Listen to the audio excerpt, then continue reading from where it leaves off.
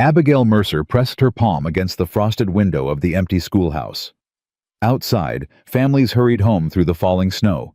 Mothers called children's names. Fathers carried little ones on their shoulders. She watched them disappear into warm doorways one by one until the street stood empty. 7 years. 7 Christmases decorating this schoolhouse alone. 7 winters watching everyone go home to someone who loved them. She had no one. If you want to know how a lonely teacher found her family in the most unexpected place, subscribe to our channel and watch until the end. Comment your city below so I can see how far this story travels. The last child ran out the door at 3 o'clock. "Merry Christmas, Miss Mercer." "Merry Christmas, Tommy."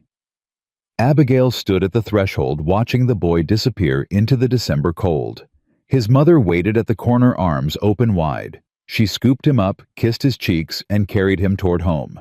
The door clicked shut. Silence.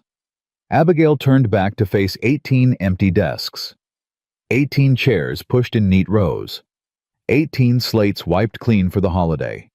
In 2 weeks, this room would fill again with laughter and chalk dust and small hands tugging her skirt for attention. But for now, nothing. She walked to her desk and opened the bottom drawer. Inside lay 7 years of drawings, pictures the children had made for her. Miss Mercer and me in crooked letters. My favorite teacher, with hearts around the border. Thank you, Miss Mercer, signed by tiny hands that had since grown and moved on. She touched the edges of the papers, then closed the drawer.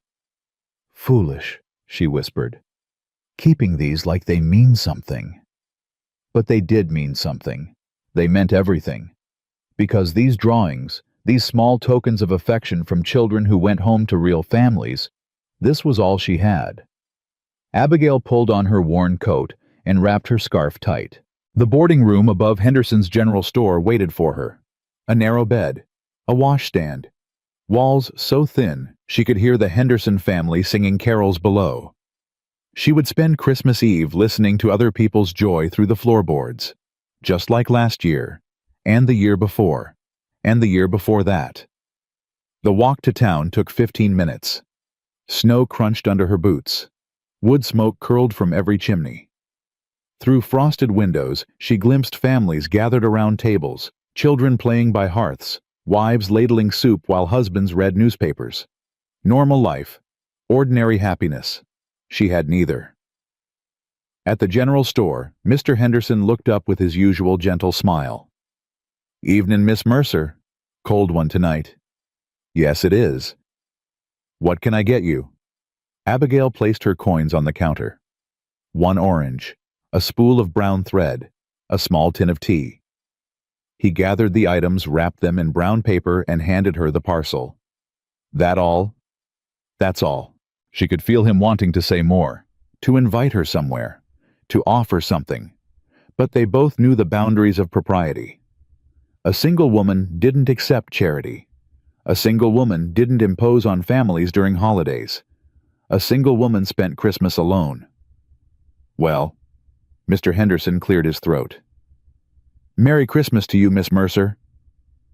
"Merry Christmas." She was reaching for her parcel when the door burst open. Cold air rushed in, and with it, chaos. 5 children tumbled through the entrance snow, dusting their coats, cheeks red from running.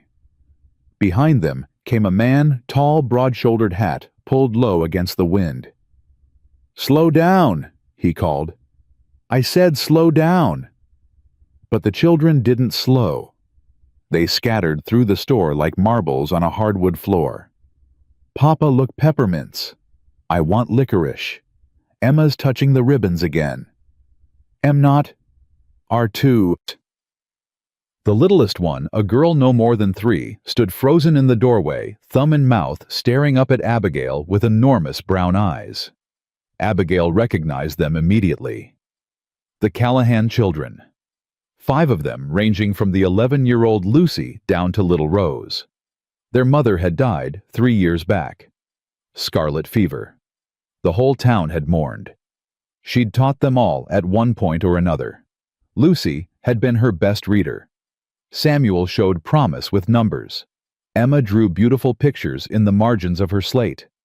Henry asked more questions than any child she'd ever met. And Rose had been a baby when her mother died. Too young to remember. Miss Mercer. Henry spotted her first. He ran across the store and grabbed her hand. Miss Mercer, did you see the snow? It's been snowing all day. Papa says if it keeps up, we might get stuck at the ranch for a whole week. That sounds like quite an adventure, Abigail said, smiling despite herself. Lucy appeared at her elbow, more reserved, but her eyes held the same light. Hello, Miss Mercer. I finished that book you lent me. Did you enjoy it? Very much. The ending made me cry. Good books often do. Samuel gave her a formal nod, 9 years old, and already trying to be a man. Emma hid behind her sister, peeking out with curious eyes, and Rose just kept staring, thumb firmly planted in her mouth. Elijah Callahan removed his hat as he approached. Abigail had seen him before, of course, at church, at town meetings, occasionally when he came to collect his children from school. But she'd never really looked at him. She looked now.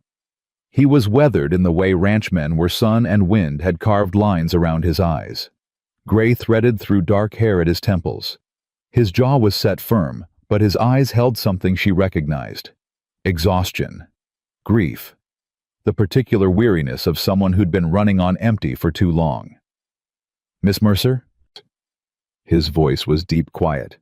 Hope my children ain't troubling you. Not at all. They're a joy. Something flickered across his face. Surprise maybe, or gratitude. Papa? Lucy tugged his sleeve. Can we get the peppermints now? Get what you need. Stay together. The children scattered again, this time with purpose. Elijah remained hat in his hands, shifting his weight like a man with something to say, but no words to say it. Your children are doing well in school, Abigail offered, filling the silence. Henry's reading has improved greatly, and Lucy helps the younger ones with their letters. She does that at home too, reads to him every night. He paused. Her mama used to do that. The words hung between them, heavy, honest. I'm sorry, Abigail said quietly. Sarah Jane was a wonderful woman. She was. More silence. The children's voices drifted from across the store, arguments about candy, negotiations over quantities, normal sibling chaos, the sound of family. Miss Mercer. She looked up. Elijah was watching her with an intensity that made her breath catch. I wonder if I might... He stopped, started again. My household would be honored if you'd join us for Christmas. The words came out stiff, formal, like he'd rehearsed them 100 times on the ride into town. Abigail's cheeks flushed. Mr. Callahan, that's very kind, but... Please. The word came rough, almost desperate. Let me finish. She nodded. I've watched you, he said, then immediately looked away. That sounds... I don't mean... He took a breath. I've seen you decorate that schoolhouse every December, light the lamp in the window, walk home alone. Her throat tightened. 3 years I've been watching. 3 years thinking someone ought to... He rubbed the back of his neck. The children ask about you, talk about you at supper. Miss Mercer said this. Miss Mercer taught us that. Lucy especially. She needs... He trailed off, unable or unwilling to finish the sentence. Mr. Callahan. My children need a woman's warmth, Miss Mercer, not housekeeping. Agnes does that fine.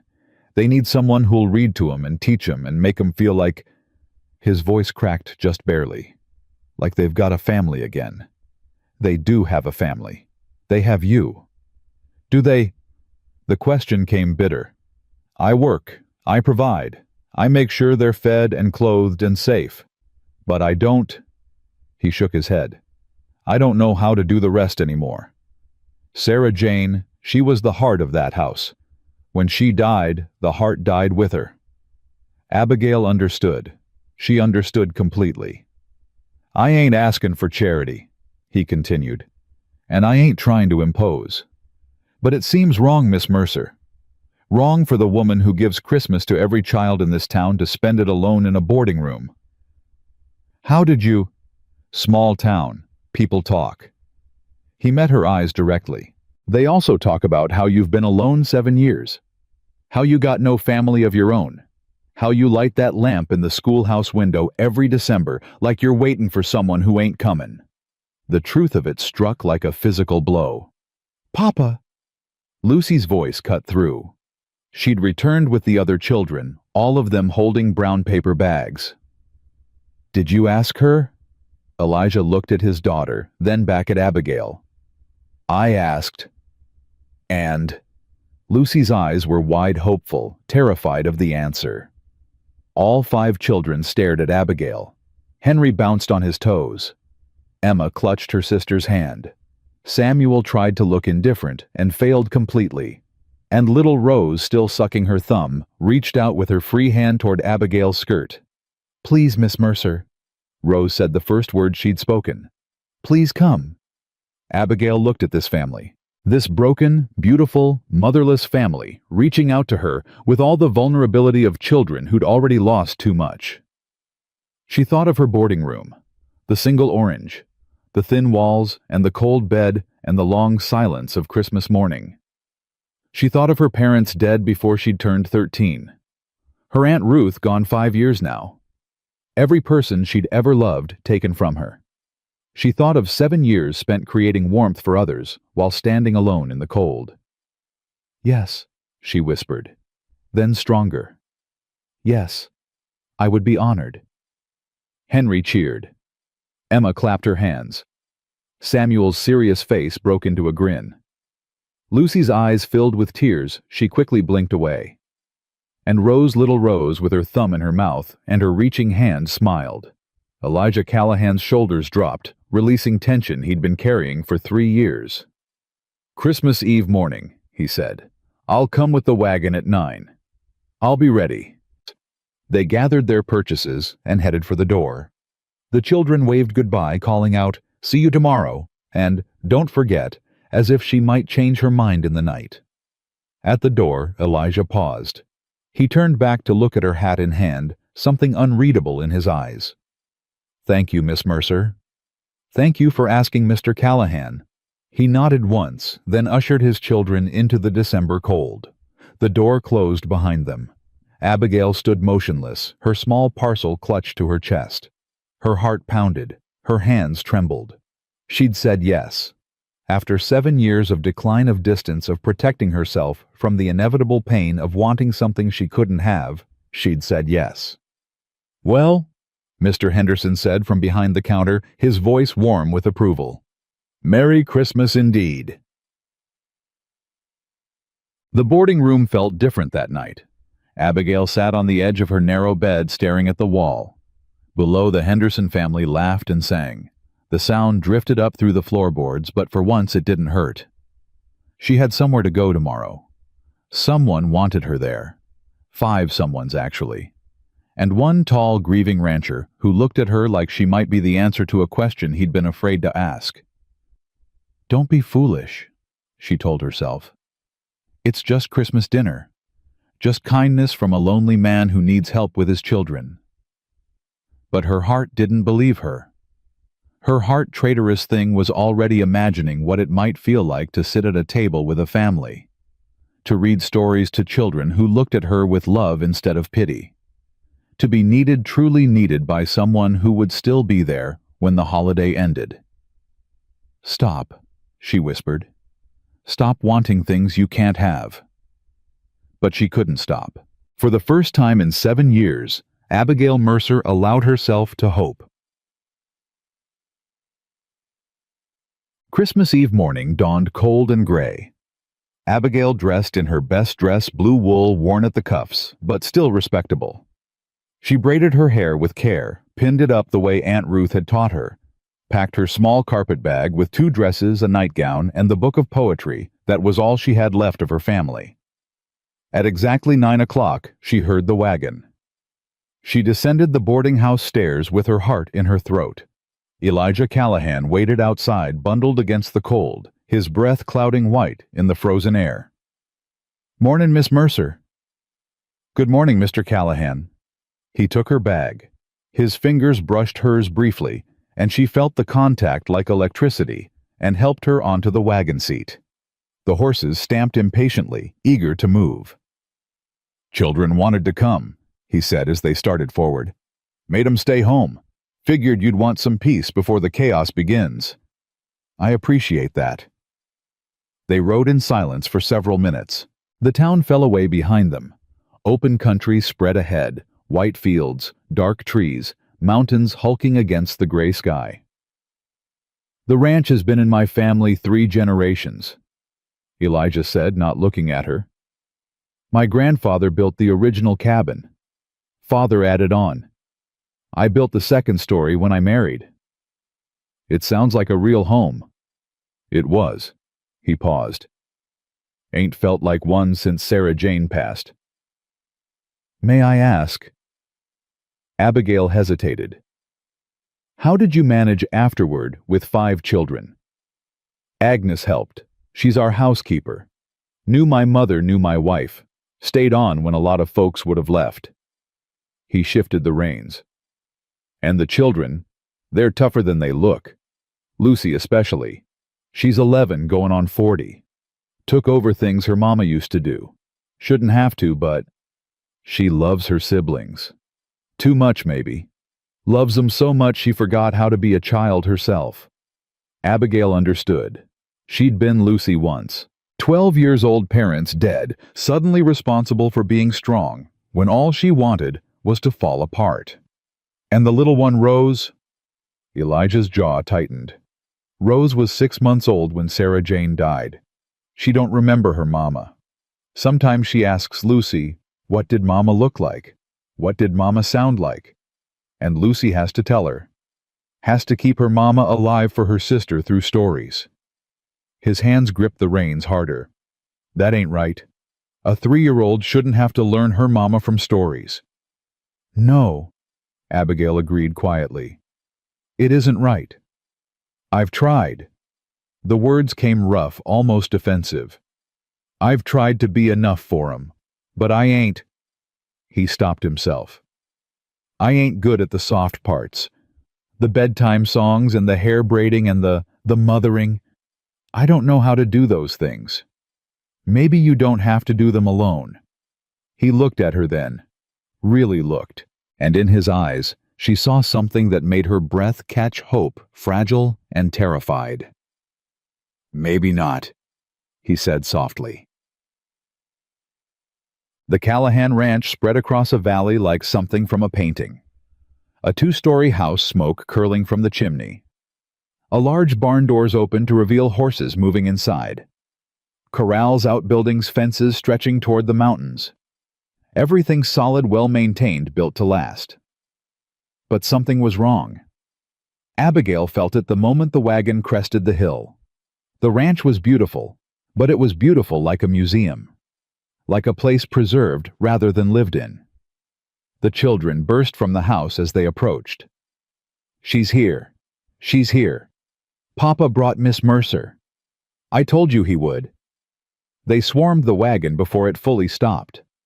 Henry climbed up to grab Abigail's hand. Emma waved from the porch. Samuel tried to look dignified while clearly fighting the urge to run. Lucy held Rose on her hip, the little one reaching out with grabbing hands. "Careful now." Elijah lifted Abigail down from the wagon. His hands circled her waist briefly, warm, strong, gone too quickly. "Let the woman breathe." "Come inside." Henry tugged her arm. "We decorated the tree. Lucy made us put up extra ribbons for you." "Did not." Lucy protested, her cheeks pink. "Did too. I heard you tell Emma." Abigail let herself be pulled toward the house, surrounded by children's voices and eager faces. Behind her, Elijah carried her bag, his expression unreadable but not unhappy. Inside the house opened into a warm parlor. A tree stood in the corner, decorated with paper chains and dried berries and small carved ornaments. A fire blazed in the hearth. The smell of cinnamon drifted from the kitchen. It was perfect. It was also haunted.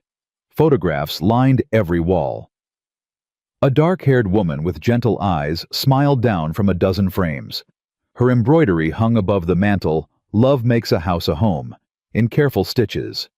Her rocking chair sat empty by the fire, a blanket still draped over its arm. Sarah Jane Callahan was everywhere. "Welcome to our home, Miss Mercer." An older woman emerged from the kitchen, wiping flour-dusted hands on her apron. Agnes Dunbar, the housekeeper. Her face was kind, but watchful, assessing Abigail with sharp eyes. "Thank you, Mrs. Dunbar." "Agnes, please." The woman nodded toward the parlor. "I see you've noticed the photographs. They're lovely. They're a shrine." Agnes said it bluntly, without malice. 3 years and that man hasn't moved a single one, hasn't touched her things, keeps this house exactly like she left it. "Agnes." Elijah's voice came warning from behind them. "Someone needs to say it." The housekeeper met his gaze without flinching. "You've been living in a museum, Elijah Callahan. Time someone opened the windows and let fresh air in." Elijah's jaw clenched, but he said nothing. "Come, Miss Mercer." Agnes gestured toward the stairs. "I'll show you to your room." The guest room was small, but clean. A quilt-covered bed, a washstand, lace curtains at the window, and on every surface, more photographs of Sarah Jane. "I can move these," Agnes said quietly, watching Abigail's face. "If they bother you." "No." Abigail touched the frame of the nearest one. Sarah Jane smiled up at her, young and beautiful, unaware of the fever that would take her. "No, they should stay. This was her home. Her memory belongs here." Agnes studied her for a long moment. "You're different," she said finally. "Different than the others." The others. 3 women have tried for Elijah since Sarah Jane died. Widow Cole from town, the parson's daughter, even a cousin from back east. All of them looked at these photographs like rivals to be defeated. "I'm not trying for anyone," Abigail said quickly. "I'm just here for Christmas." Agnes didn't look convinced. "Dinner's at 6. Rest if you need to. Those children will wear you out before the day's done." She left, closing the door softly behind her. Abigail stood alone in the room, surrounded by images of a dead woman's smile. "I'm not trying to take your place," she whispered to the photographs. I'm just tired of being alone." Sarah Jane smiled back, frozen in silver and glass. Silent, unchanging. Forever the beloved wife, the perfect mother, the woman this family had lost. Abigail wondered if there would ever be room in this house for anyone else. The afternoon passed in a blur of activity. Abigail found herself pulled into everything, decorating cookies with Emma, answering Henry's endless questions about wolves and bears and frontier survival, listening to Lucy read aloud from her mother's book of stories. Samuel showed her his collection of arrowheads. Rose fell asleep in her lap after lunch, small fingers curled around Abigail's braid. It was wonderful. It was terrifying. Because with every moment, every smile, every small hand reaching for hers, Abigail felt herself falling. Falling into this family like a woman drowning in warm water. And she knew with the certainty of experience, that this couldn't last. That she would leave in 3 days and return to her boarding room and her empty school and her lamp burning in the window for no one. She'd survived losing her parents. She'd survived losing Aunt Ruth. She wasn't sure she could survive losing this.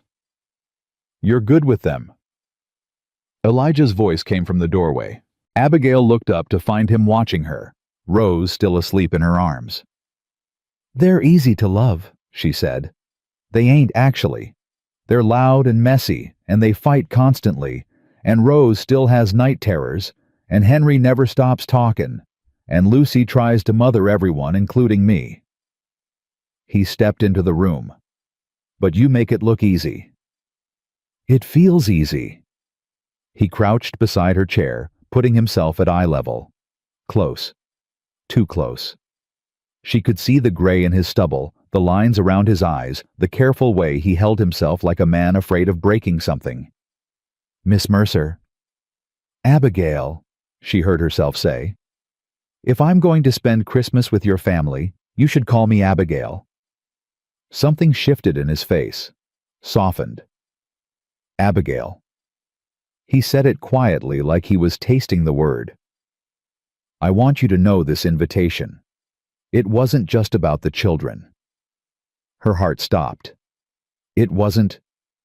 I've been—" He looked away. "I've been dead inside for 3 years, going through motions, keeping this house running like a machine because that's all I know how to do. And then I see you lighting that lamp in the schoolhouse window, walking home alone, and I think—" He stopped. His jaw worked. "You think what? I think maybe I ain't the only one who's been dead inside." He met her eyes again. "Maybe we're both just waiting for someone to notice we're still breathing." Abigail couldn't speak, couldn't move. Rose slept warm and heavy in her arms, and Elijah Callahan knelt before her with his heart in his eyes, and everything she'd told herself about being sensible and practical, and not hoping for impossible things crumbled to dust. "Papa." Lucy's voice broke the moment. Elijah stood quickly, stepping back, his face closed off, the vulnerability disappearing behind walls he'd clearly built for protection. "What is it, Lucy?" "Agnes says dinner's ready. Tell her we'll be right there." Lucy looked between her father and Abigail with knowing eyes, 11 years old and already too wise about adult things. "Yes, Papa." She disappeared back toward the kitchen. Elijah offered his hand to help Abigail rise. She took it, careful not to wake Rose, and let him pull her to her feet. They stood close, too close, his hand still holding hers. "This ain't appropriate," he said quietly. "I know that. I know. People will talk. They always do. I should send you back to town. For your reputation. For— Is that what you want?" She met his gaze directly. "To send me back?" The silence stretched between them. Heavy. Charged. "No," he admitted finally. "God help me, no." Then he released her hand, took Rose from her arms with gentle ease, and walked away toward the kitchen. Abigail followed her heart, pounding her careful world, tilting toward something new and terrifying. She had 3 days. 3 days in this house of grief and hope, surrounded by children who needed her, and a man who looked at her like she might be his salvation. 3 days to figure out if she was brave enough to reach for the life she'd stopped believing she deserved. Dinner passed in controlled chaos. Henry knocked over his milk twice. Emma refused to eat her carrots until Lucy threatened to tell Papa. Samuel argued with Henry about who got the bigger piece of cornbread. Rose threw peas at the wall and giggled when they stuck. Through it all, Elijah sat at the head of the table, eating methodically, answering questions, in single words, his eyes returning again and again to Abigail. She pretended not to notice. "Miss Mercer, tell us about the wolves again," Henry demanded, mouthful of chicken. "Don't talk with your mouth full," Lucy corrected automatically. "You ain't my mama." The table went silent. Henry's face crumpled the moment the words left his mouth. He looked at his plate, shoulders hunching. "I'm sorry," he whispered. "I didn't mean—" "I know." Lucy's voice was steady, but Abigail saw her hands tremble. "Finish your dinner." Elijah stared at his plate. Agnes busied herself with the gravy boat. The other children sat frozen, caught in that terrible silence that falls when someone says the unspeakable thing. Abigail reached across the table and covered Henry's small hand with hers. "Your mother," she said quietly, "would be very proud of how you're growing up. All of you." Henry's eyes filled with tears. "You didn't know her." "No, but I know her children. And children are mirrors of their parents' hearts." The boy sniffled, wiped his nose on his sleeve. Lucy handed him a napkin without comment. "She used to make faces at us during dinner," Emma said suddenly. When Papa wasn't looking, silly faces to make us laugh. She did not. Samuel protested, but he was almost smiling. She did too. You were too busy being serious to notice. I wasn't serious. I was dignified. You were 7. 7 ain't dignified. Is 2. Is not. Children. Elijah's voice cut through, but there was no anger in it. Something else. Something that might have been gratitude. Finish your supper. They obeyed, but the tension had broken. Conversation resumed lighter, now easier. Henry asked about wolves again. Emma wanted to know if Abigail had ever seen a real mountain lion. Samuel inquired about the mathematical properties of snowflakes. And Rose, quiet little Rose, climbed down from her chair and walked around the table to stand beside Abigail. Up, she demanded, raising her arms. Abigail looked at Elijah. He nodded once. She lifted the child into her lap. Rose settled against her chest thumb, finding her mouth, and stayed there for the rest of the meal.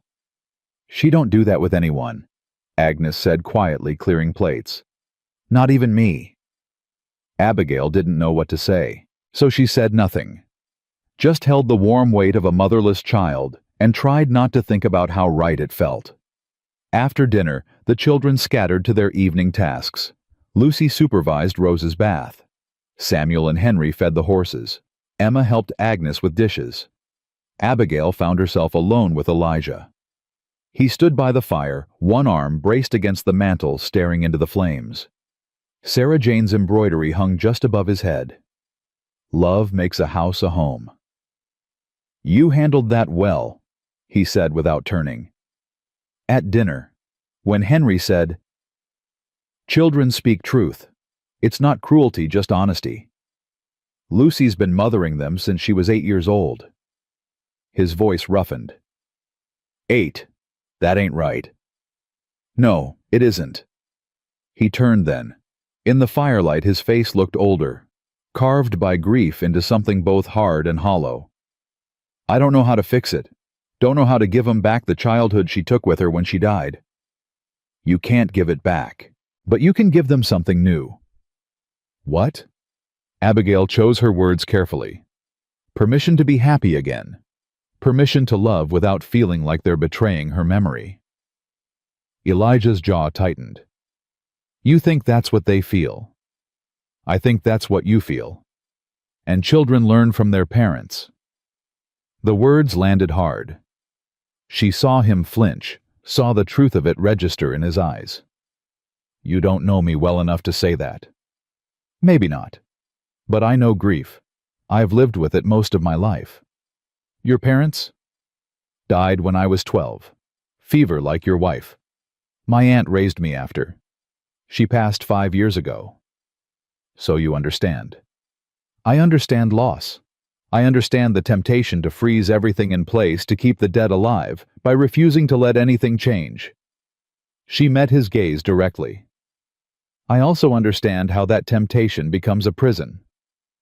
Silence stretched between them. The fire crackled. Somewhere upstairs, Rose laughed a bright, pure sound that seemed to cut through everything. Sarah Jane's last words to me, Elijah said slowly, were about the children. Make sure they're happy, she said. Promise me you'll let them be happy. And I promised. His voice cracked. But I don't know how to keep that promise when looking at them reminds me every day of what I lost. Abigail crossed the room, stood close enough to touch him, though she didn't. Maybe, she said quietly, you need someone to remind you what you still have. His eyes searched her face, looking for something. She didn't know if he found it. Papa? Henry's voice shattered the moment. The boy burst through the door, snow in his hair, panic on his face. Papa, come quick. Duchess is foaling early and something's wrong. Elijah was moving before the sentence finished. He grabbed his coat from the hook already calling over his shoulder. Agnes, keep the children inside. He disappeared into the darkness. Henry tried to follow, but Agnes caught his arm. You heard your father. But I want to help. Best help you can give is staying out of the way. The other children had gathered on the stairs. Lucy held Rose on her hip. Emma clutched Samuel's arm. All of them stared at the door their father had vanished through. "Is Duchess gonna die?" Emma whispered. "Don't be stupid," Samuel said, but his voice shook. "She might. Mama's horse died when it foaled. Remember? That was different." "How?" Samuel didn't answer, because there was no answer. Death came when it wanted. They all knew that too well. Abigail made a decision. "Lucy, can you manage the children?" The girl's chin lifted. "Of course." "Good. I'm going to help your father. You know about horses. I know about birth, and about not letting someone face hard things alone." She pulled on her coat and walked out into the snow. The barn was warm and close, smelling of hay and horse and something sharp beneath fear, maybe. Blood. Elijah knelt in a stall, sleeves rolled up, hands, working with desperate precision. A mare lay on the straw sides, heaving eyes rolling white with pain. "The foal's turned wrong," he said without looking up. "I can feel the legs, but they're crossed. Can't get purchase." Abigail knelt beside him. "Show me." "This ain't no place for show me." He looked at her then, really looked. Saw something in her face that made him nod. "Here, feel." He guided her hand. She felt the mare's straining body, felt the wrongness of the foal's position, felt the desperate fight for life happening beneath her fingers. "She's been at this too long," Elijah said. "If I can't turn the foal in the next few minutes, then we turn it together." They worked in tandem, Elijah's strength, Abigail's smaller hands able to reach where his couldn't. The mare screamed once, a terrible sound, and Abigail felt something shift beneath her palm. "There," she gasped. "I've got it. I've got the leg." "Pull, gentle but firm. Match her contractions." Abigail pulled, the mare pushed, and in a rush of fluid and relief, a foal slid into the world. It didn't move. "No." Elijah grabbed straw, began rubbing the small body frantically. "No, no, come on. Breathe. Breathe, damn you." Abigail watched his face, saw the terror there. This wasn't just about a foal. This was about every loss he hadn't been able to prevent. Every time death had won. "Come on." His voice broke. "Please." The foal shuddered, coughed, drew a ragged breath, then another. Its legs kicked weakly, its head lifted, and its mother, exhausted but alive, stretched her neck to nuzzle her newborn. Elijah sat back on his heels, covered in blood and birth fluids, and laughed. The sound was raw, almost painful, like something breaking free after too long imprisoned. "She's alive," he said. "They're both alive." "Yes." He looked at Abigail, saw her kneeling in the straw beside him, dress ruined, hair falling from its pins, hands as bloody as his own. "You saved them." "We saved them." "No." He reached out, pushed a strand of hair from her face with gentle, trembling fingers. You came out here when you didn't have to. When any sensible woman would have stayed inside where it was warm and clean and safe. I've never been particularly sensible." "No." His hand lingered on her cheek. "I reckon you haven't." They stayed that way for a long moment. Kneeling in the hay, a newborn foal struggling to its feet beside them, the mare's heavy breathing the only sound. "Abigail." "Yes." "I'm glad you came for Christmas." She smiled. "So am I." They cleaned up as best they could. Elijah found her a blanket to wrap around her ruined dress. They walked back to the house through falling snow, not touching, but close enough that their shoulders occasionally brushed. The children had waited up. They swarmed their father the moment he came through the door. "Is Duchess okay? Did the baby live? Can we see it? What does it look like?" "Mare and foal are both fine," Elijah said. "You can see them tomorrow." "What are we going to name it?" "That's up to Miss Mercer." He looked at her. "She's the one who saved them." 5 pairs of eyes turned to Abigail. Wide. Wondering. Impressed. "You saved a horse," Henry breathed. "Your father did most of the work." "But Papa said you saved them." "Then I suppose I did." Henry launched himself at her, wrapping his arms around her waist in a fierce hug. Emma joined him. Then Samuel, pretending reluctance. Rose toddled over and grabbed Abigail's skirt. Even Lucy stepped forward, though she only took Abigail's hand and squeezed it once. "Thank you," the girl whispered. Duchess was Mama's horse. She would have been so sad if— "I know," Abigail said. "I know." Elijah watched his children cluster around this woman who'd walked into their lives less than a day ago. And for the first time in 3 years, he didn't feel the suffocating weight of guilt when he looked at them. He felt hope. Agnes appeared with warm milk and firm orders for bed. The children protested, but obeyed, climbing the stairs with backward glances and calls of, "Good night, Miss Mercer! Good night, Papa!" Then it was quiet. Elijah and Abigail stood in the parlor, both still wearing the evidence of the night's ordeal. The fire had burned low. The house settled around them with creaks and sighs. "You should get some rest," he said. "So should you." Neither moved. "Abigail." He said her name like a question, like a prayer. "What's happening here?" "I don't know." "I ain't." He stopped, started again.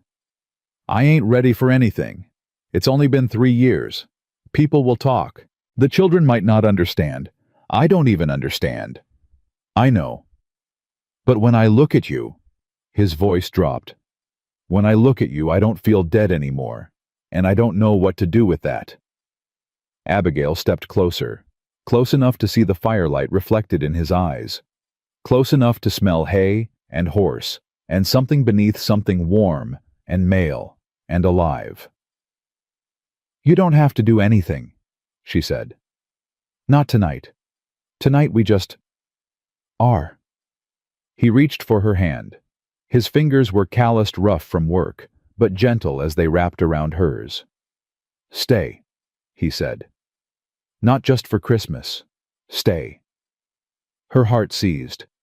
"Elijah, I know it's too soon. I know it ain't proper. I know I got no right to ask. But— Papa!" Lucy's voice came from the stairs. They stepped apart quickly, too quickly, probably. The girl stood on the landing nightgown, white in the darkness, her eyes too knowing for 11 years old. "Rose is asking for Miss Mercer. She won't sleep without saying good night." Abigail released a breath she didn't know she'd been holding. "I'll come up." She climbed the stairs, felt Elijah's gaze following her, felt the weight of his unfinished words pressing against her back. Stay. Such a simple word, such an enormous ask. Rose's room was small and warm. The child sat up in bed, thumb in mouth, eyes drooping, but fighting sleep. "Story," she demanded when Abigail appeared. "It's very late for stories." "Please." Abigail sat on the edge of the bed. "What kind of story? Mama story." The words hit like a physical blow. Abigail looked at this 3-year-old who'd never known her mother, who pieced together her identity from other people's memories. "I don't know any stories about your mama, sweetheart. I never met her." Rose considered this. "Then new story. Story about lady who comes for Christmas." "What happens in that story?" "Lady stays forever." Rose yawned. "Lady becomes mama." Abigail couldn't speak, could barely breathe. "You be mama," Rose said, as if it were the simplest thing in the world. "Okay?" She was asleep before Abigail could answer. Abigail sat in the darkness, listening to the child's breathing, trying to remember how to make her heart beat normally. "You be mama." 3 words from a 3-year-old. 3 words that changed everything. Christmas morning broke cold and clear. Abigail woke to the sound of children's voices raised in excitement, Small feet thundering downstairs, doors opening and closing with careless abandon. She dressed quickly and descended to find chaos. The children had gathered around the tree, but they weren't opening presents. They were arguing. "We have to wait for Miss Mercer. She's probably still sleeping." "Then wake her up." "That's rude." "You're rude." "Am not." "R2. Enough." Elijah's voice cut through. He stood in the doorway, coffee cup in hand, hair still mussed from sleep. "Miss Mercer can open presents when she—" He saw her on the stairs and stopped mid-sentence. "Good morning," Abigail said. "Morning." His voice was rougher than usual, softer. "Miss Mercer." Henry ran to her, grabbing her hand. "Come see Papa got you something." "Henry." Elijah's tone held warning. "What you did. That was supposed to be a surprise." "It still is. She don't know what it is." Abigail let herself be pulled to the tree. The children made room for her, pressing close, their bodies warm against hers. Rose climbed immediately into her lap. "You first, Miss Mercer," Lucy said, handing her a wrapped package. "Papa said." The gift was small, wrapped in brown paper tied with string. Abigail opened it carefully. Inside lay a pair of gloves. Not knitted like the ones the children had made. These were leather, soft and supple, lined with fur. "Your hands," Elijah said. He stood across the room, watching her with an intensity that made her skin warm. "I noticed they're always cold. At school, in town. You're always rubbing them together. You noticed that. I notice everything about you." The admission hung between them. The children watched with wide eyes, sensing something important happening that they didn't quite understand. "Thank you," Abigail said. Her voice sounded strange to her own ears. "They're beautiful." "Try them on." She did. They fit perfectly. "How did you know my size?" Asked Mrs. Henderson. "Told her I was buying for a lady friend. The whole town will know by noon." "Reckon so." He didn't seem to care. And somehow neither did she. The rest of the morning passed in a blur of presents and laughter. The children had made gifts for each other, drawings, carved toys, knitted scarves of varying quality. Agnes had baked special Christmas cookies. Even the stern housekeeper smiled when Henry hugged her for the peppermints she'd hidden in his stocking. Abigail watched it all with a heart so full it hurt. This was what she'd been missing. This ordinary chaos of family. This mess of wrapping paper and spilled milk and children's arguments and absolute unconditional belonging. She'd spent 7 years creating this for others. Making classrooms feel like home. Lighting lamps in windows for children who had families to go home to. Now for the first time she was inside the warmth instead of watching it through frost-covered glass. "You're crying." Lucy appeared beside her holding a handkerchief. "I'm not." Abigail touched her cheek. Felt the wetness there. "Oh. Happy tears or sad tears?" "Happy, I think." Lucy nodded seriously. "Mama used to cry on Christmas too. She said it was because her heart got too full and had to spill over somewhere." "Your mother was very wise." "I know." The girl hesitated. "Miss Mercer." "Yes." "Are you going to stay?" The question was asked quietly, but Abigail heard the weight of it, the hope and the fear and the desperate wanting that Lucy had learned to hide behind her grown-up composure. "I don't know," Abigail said honestly. "Your father hasn't asked me properly." "He will." Lucy's voice held certainty. "He looks at you the way he used to look at Mama. I remember." "Does that bother you?" The girl was quiet for a long moment. When she spoke, her voice was barely a whisper. "I thought it would. I thought I'd hate anyone who tried to take her place." She looked at Abigail with eyes too old for 11. "But you're not trying to take her place. You're just filling a different one." "What place is that?" "The empty one. The one that's been empty so long we forgot it was there." Abigail pulled the girl into a hug. Lucy stiffened for a moment, unused to affection maybe, or just surprised, then melted against her. "I miss her," Lucy whispered. "Every day." "I know, sweetheart. But it doesn't hurt as much when you're here."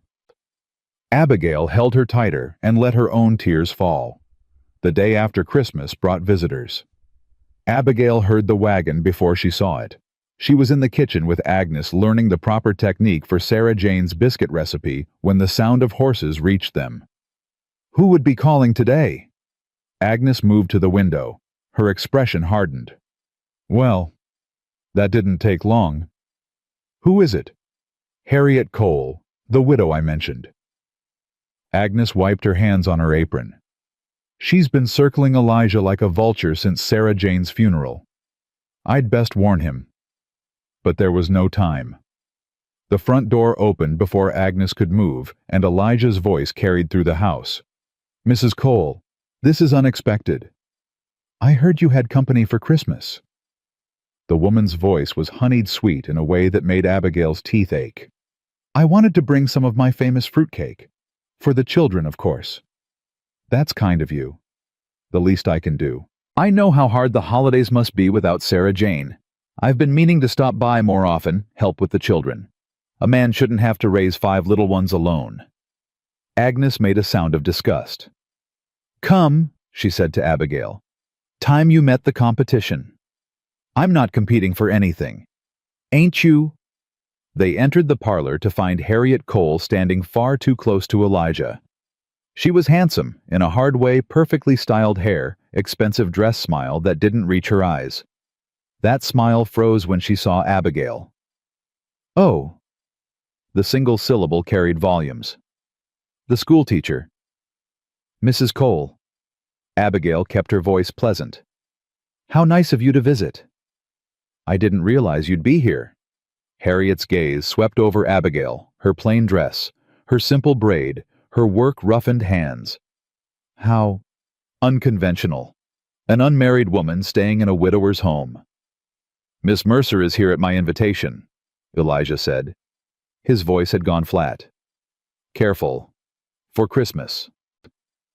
"Of course. How charitable of you, Mr. Callahan. The poor thing has no family of her own after all. It must be lonely spending every holiday alone." The words were delivered with a smile, but the cruelty beneath them cut deep. "Miss Mercer saved Duchess last night," Henry announced. He'd appeared from nowhere as children do. The foal was stuck, and Miss Mercer reached in and turned it, and now we have a baby horse. Harriet's composure cracked just slightly. "How rustic." "It was brave," Lucy added, appearing beside her brother. "Papa said Miss Mercer has more courage than most men he knows." "Did he?" Harriet's eyes narrowed. High praise indeed. "Mrs. Cole." Elijah stepped forward, positioning himself subtly between the widow and Abigail. "Thank you for the fruitcake. I'm sure the children will enjoy it.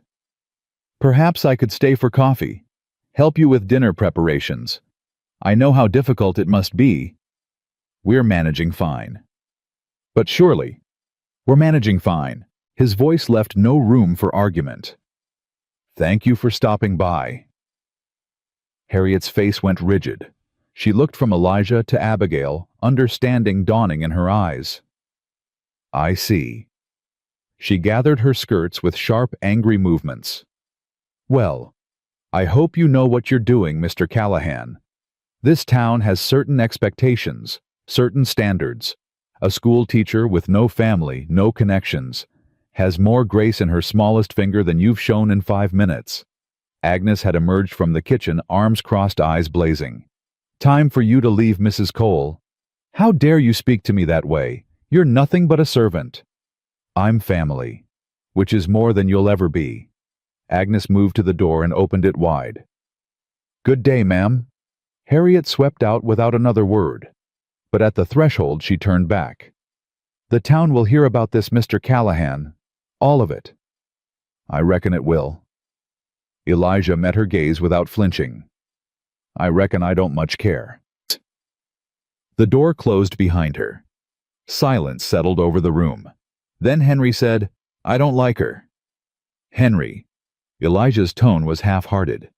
"She's mean. She's always been mean. She was mean to Mama, too." "She was?" Abigail asked.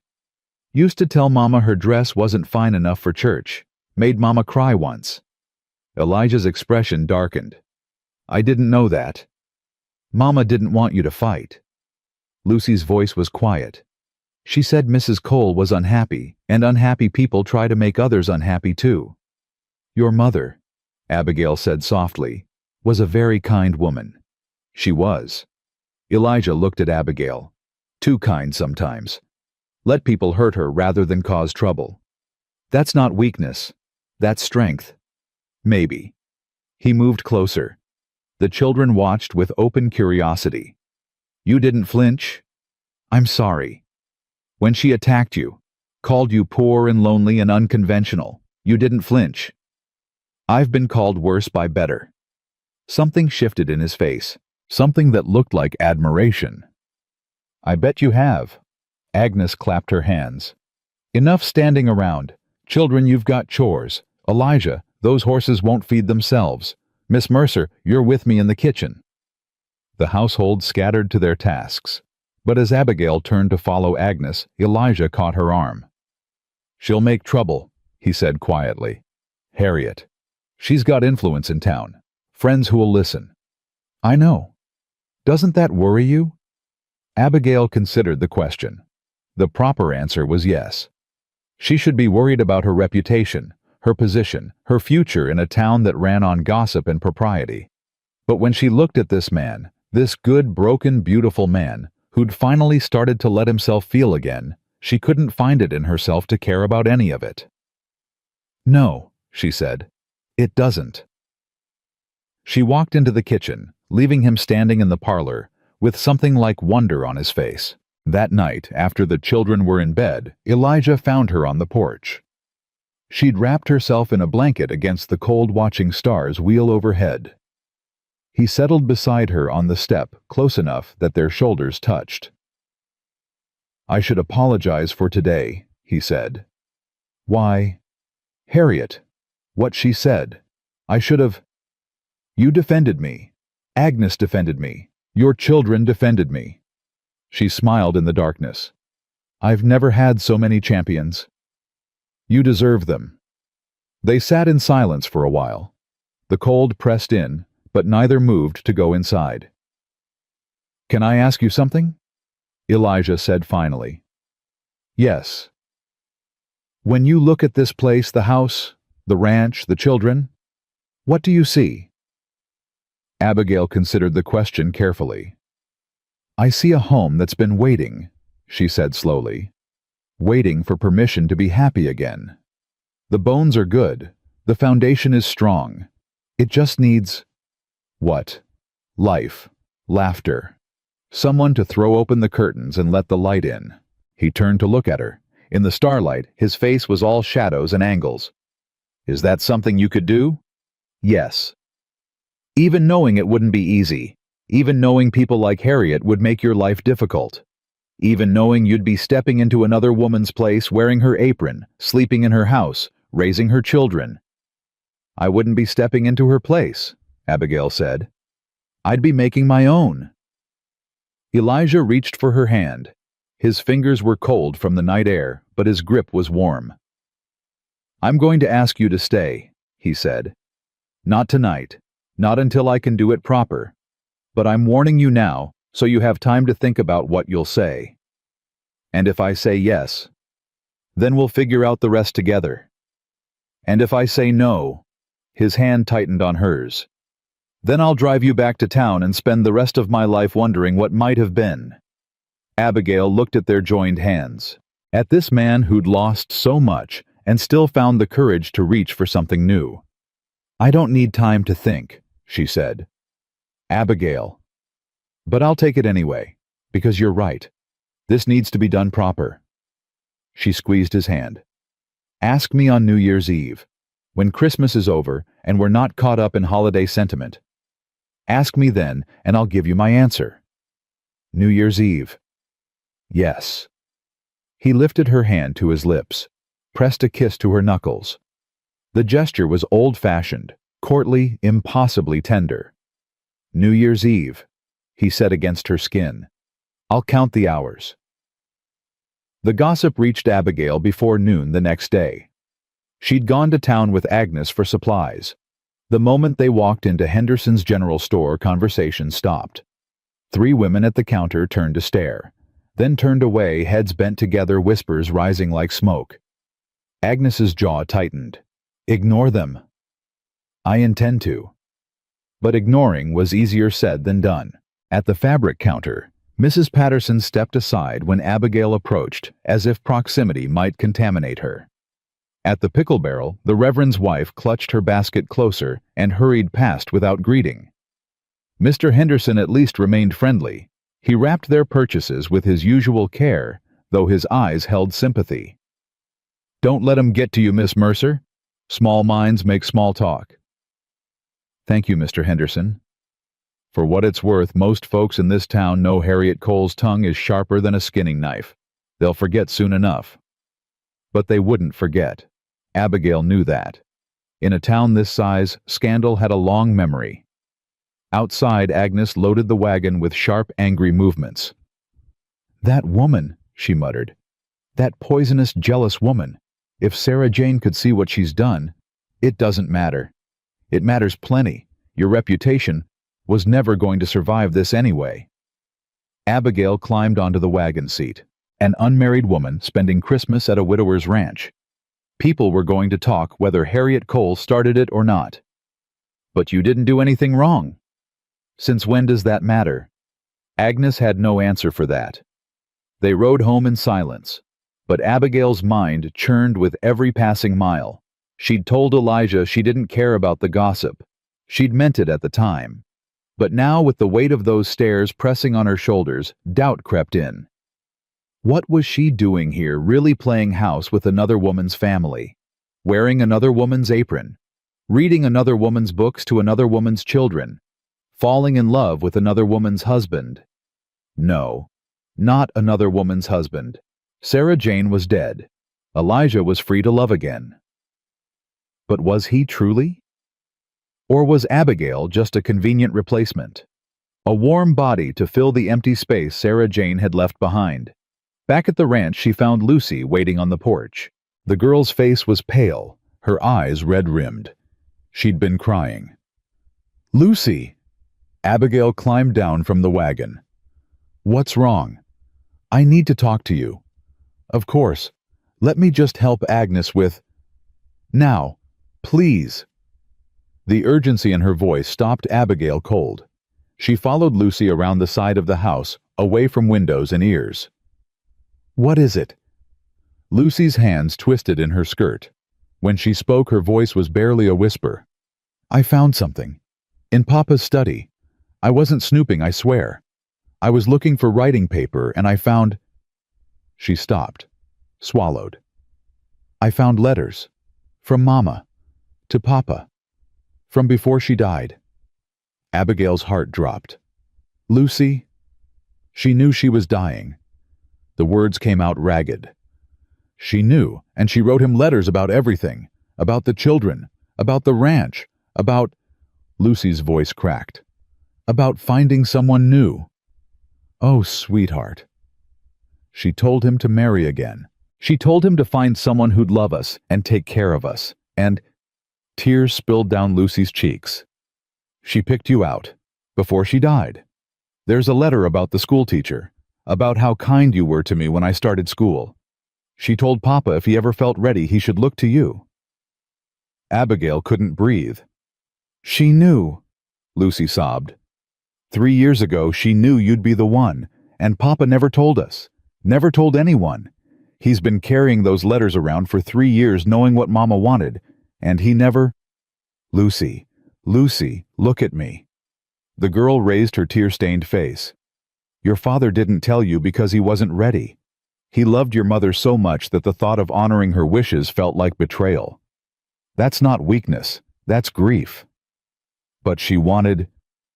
I know what she wanted. And now I understand why your father invited me here." Abigail took Lucy's hands. "But here's what I need you to understand. I'm not here because your mother picked me out. I'm here because I want to be, because I've grown to love you and your brothers and your sister with my whole heart. Your mother's blessing is a gift, but it's not the reason I'm staying. You are staying for certain. If your father asks me properly, yes." Lucy threw her arms around Abigail's neck. The embrace was fierce, desperate, the embrace of a child who'd been holding herself together for far too long. "I miss her so much," Lucy whispered. "Every single day." "I know, sweetheart. I know. But I want you to stay. I want you to be our family. Is that wrong? Does that mean I don't love Mama enough?" "No." Abigail held her tighter. "It means you love big enough for both of them. Your mother would be proud." They stood that way until Lucy's tears ran dry. Then they walked back to the house together, hands linked, something settled between them that hadn't been settled before. But as they rounded the corner, Abigail saw something that made her blood run cold. Elijah stood on the porch with a man she didn't recognize. They were arguing voices, raised gestures sharp. The stranger held a piece of paper, waving it in Elijah's face. "Papa," Lucy called. Both men turned. The stranger's eyes landed on Abigail, and his lip curled. "So this is the woman. The schoolteacher who's been living in my sister's house, wearing my sister's clothes, trying to take my sister's place." Abigail's stomach dropped. Sarah Jane's brother. It had to be. "Thomas!" Elijah's voice was ice. "That's enough. It ain't nearly enough." Thomas stepped off the porch, advancing toward Abigail. "I got a letter from Harriet Cole yesterday. Said my sister's memory was being desecrated. Said some stranger was moving into Sarah Jane's home before she was cold in the ground. She's been dead 3 years, Thomas. 3 years is nothing. 3 years is a heartbeat, and you're already replacing her with—" He looked Abigail up and down with open contempt. "With a spinster schoolteacher no one else wanted—" "Uncle Thomas." Lucy's voice was small, frightened. The man barely glanced at her. "Go inside, Lucy. Don't speak to my daughter that way." Elijah descended the steps, putting himself between Thomas and the women. "And don't you dare speak to Miss Mercer that way. Or what, you'll throw me off the property. I'm Sarah Jane's blood Elijah. I have every right to be here. More right than her." He jabbed a finger at Abigail. "She's nobody. Nothing. And my sister, your sister, wanted this." Elijah's voice cut like a blade. "She wrote me letters before she died. Told me to find someone else. Told me specifically to look to Miss Mercer if I ever felt ready." Thomas went pale. "You're lying." "I've got the letters in my study. Want to read them?" "Sarah Jane would never. Sarah Jane loved me enough to let me go. Loved our children enough to want them cared for properly. You think she'd want them raised in a house of grief? You think she'd want me turning into a ghost? I think she'd want to be remembered. She is remembered, every day, every moment." Elijah's voice cracked. "But remembering someone don't mean dying with them." Thomas stood rigid, hands clenched at his sides. The anger rolled off him in waves. "This ain't over," he said finally.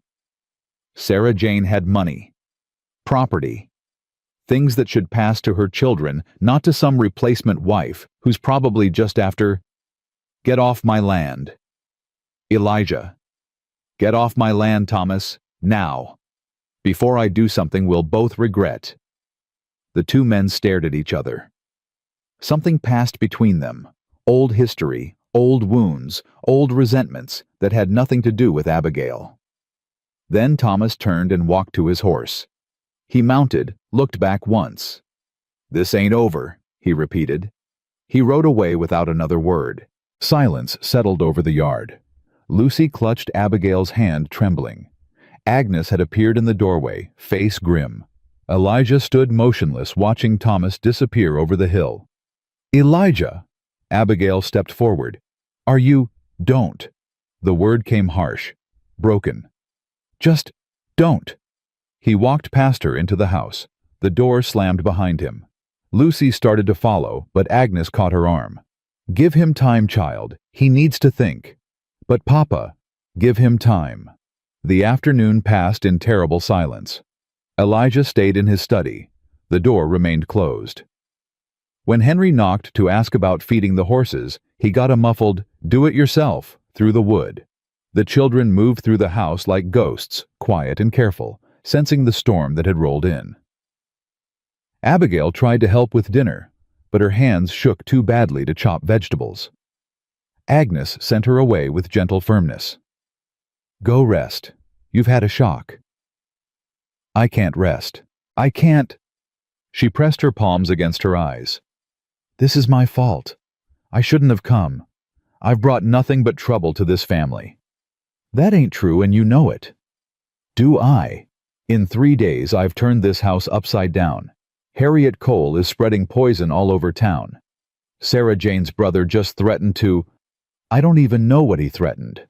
And Elijah is dealing with demons that have nothing to do with you. They have everything to do with me." Agnes gripped her shoulders. "Listen to me. That man in there has been carrying guilt for 3 years. Guilt over Sarah Jane's death. Guilt over not being able to save her. Guilt over every moment he's wanted to move on, but felt like he couldn't. He shouldn't feel guilty. He didn't do anything wrong. Guilt don't care about should." Agnes's eyes held old pain. "He was away when she got sick. Business in town. By the time he got back, the fever had her.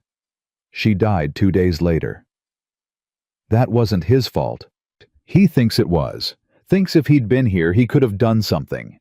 Thinks his children lost their mother because he wasn't where he was supposed to be." Abigail's heart cracked. "Oh, Elijah." "He's been punishing himself ever since, keeping her things, preserving her memory, refusing to let anyone else in, because if he stays trapped in grief, he don't have to face what happened. Don't have to accept that sometimes people die and there ain't nothing anyone can do about it." "What do I do?"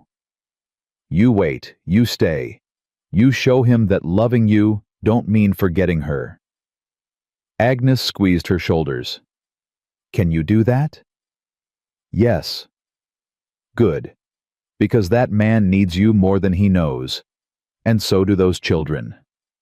Dinner was a quiet affair. Elijah's chair sat empty. The children ate in silence, eyes darting to the closed study door. Finally, Henry pushed his plate away. "Is Papa mad at us?" "No, sweetheart." Abigail kept her voice steady. "Your Papa just needs some time alone." "Is it because of Uncle Thomas?" "Partly." "I don't like Uncle Thomas. He always looks at us funny, like we're not good enough." "Henry," Lucy's voice was sharp. "It's true. He never played with us when Mama was alive. He only came to visit because Mama made him. And now he's yelling at Papa and making everything bad again." "He's sad," Abigail said. "He lost his sister. Sometimes grief makes people do things they shouldn't." "That's not an excuse." "No, it's not. But it's an explanation." Rose pushed her peas around her plate. "Is the lady going away?" Everyone stopped. Abigail looked at the child. "What lady, sweetheart?" "You." Rose's eyes were huge, worried. "Papa's sad again. Like before. Before when Papa got sad, people went away." The words hit like a physical blow. Abigail remembered what Agnes had said.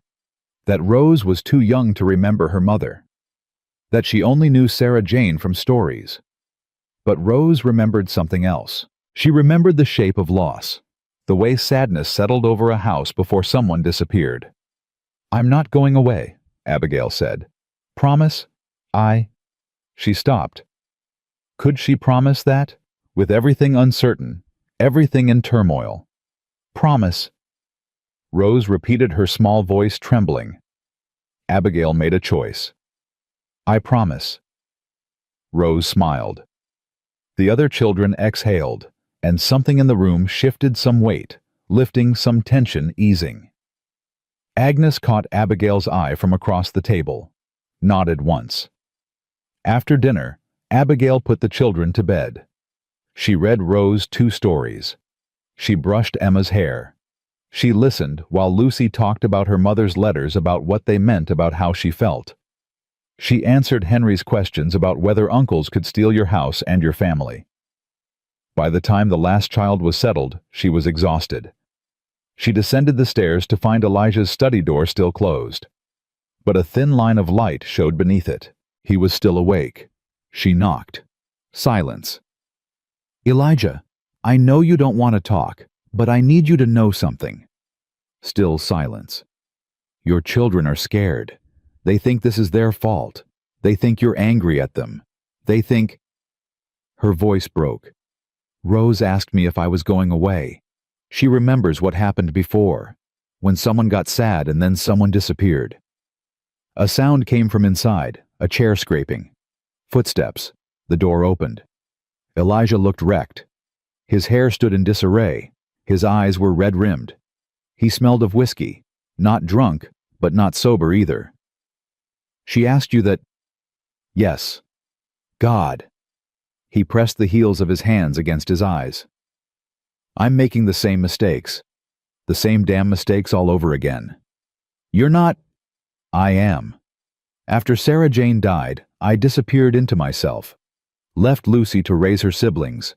Left Agnes to run the house. I was here, but I wasn't here. And now I'm doing it again. The first sign of trouble and I hide." "Thomas surprised you. You're allowed to need time." "Time for what?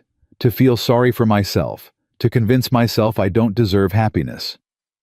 He dropped his hands. His eyes were raw, desperate. "That's what I do, Abigail. I take good things and I destroy them with my guilt. That's what I did to my marriage. Sarah Jane spent her last years trying to reach me, trying to pull me out of my work and my duties, and I never gave her what she needed. And then she was gone. That's not—" "It is true. You want to know what her letters say. They say she forgives me. They say she knows I loved her even when I didn't show it. They say she wants me to do better with the next woman." His voice cracked. "She had to tell me from beyond the grave how to love someone. Because I never figured it out while she was alive." "Elijah." "I'll ruin you too. That's what I do. I ruin things. Thomas is right, you deserve better than this. Better than a broken man with 5 children and a house full of ghosts." Abigail stepped forward, took his face in her hands, made him look at her. "Stop. Abigail, stop deciding what I deserve. Stop trying to protect me from yourself. I'm a grown woman. I've survived loss and loneliness and 7 years of watching other people live the life I wanted. I know exactly what I'm walking into. You don't—" "I do. I know you're scared. I know you're grieving. I know you'll make mistakes and so will I. But I'd rather make mistakes with you than be perfect alone." His breath caught. His hands came up to cover hers. "I don't know how to do this," he whispered. "Neither do I. We'll figure it out together." For a long moment they stood that way, forehead to forehead, hands intertwined, breathing each other's air. Then a small voice came from the stairs. "Papa!" They turned. Rose stood on the bottom step, nightgown trailing thumb in mouth, tears streaming down her cheeks. "I had a bad dream. The bad man came and took the lady away." Elijah moved without thinking. He scooped his daughter up, held her close, pressed his lips to her hair. "Nobody's taking anyone away," he said. "I promise. The lady stays. The lady stays." Rose reached out one small hand toward Abigail. "Come." Abigail came. And there in the hallway, the 3 of them stood wrapped together, a father, a daughter, and the woman who was slowly becoming everything. "I'm sorry," Elijah murmured against Abigail's hair. "For hiding, for running, for all of it. I know. I'm going to do better, be better, for you, for them. I know that too." Rose yawned, already falling back asleep against her father's shoulder. "Bed," Abigail said softly. "For all of us. Tomorrow's a new day." They climbed the stairs together. Elijah carried Rose to her room, tucked her in, kissed her forehead. Abigail watched from the doorway, her heart full enough to break. In the hallway, he turned to her. "New Year's Eve is tomorrow." "Yes." "I'm still going to ask you." "I'm still going to say yes." He smiled then, a real smile, the first she'd seen since Thomas's arrival. "Good night, Abigail." "Good night, Elijah." She walked to her room with his eyes on her back and the taste of tomorrow on her tongue. But tomorrow came with a storm. Abigail woke to howling wind. Snow drove sideways past her window. The temperature had dropped so severely that ice had formed on the inside of the glass. Agnes met her at the bottom of the stairs, face grim. "Blizzard rolled in overnight, worst I've seen in years." "How bad?" "Bad enough that nobody's going anywhere. Roads are buried. Can barely see the barn from the porch." "The animals?" "Elijah's already out there. Has been since before dawn." Abigail grabbed her coat. "I'll help." "In this, you'll freeze before you reach the barn." "Then I'll freeze. He shouldn't be out there alone." She pushed through the door into a wall of white. The cold hit like a fist, stealing her breath, numbing her face instantly. She couldn't see 10 feet ahead. But she heard him. Somewhere in the white, Elijah's voice calling to the horses. She followed the sound. The barn loomed out of the snow. She stumbled through the door, gasping, covered in white. Elijah spun, saw her, and his face shifted through shock, anger, and something that looked like fear. "What are you doing out here?" "Helping." "You shouldn't.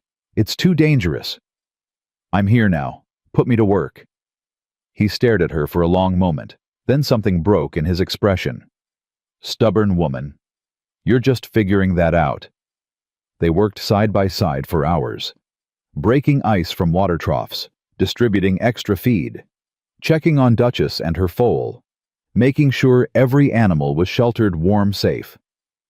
By midday, Abigail couldn't feel her fingers even inside the leather gloves Elijah had given her.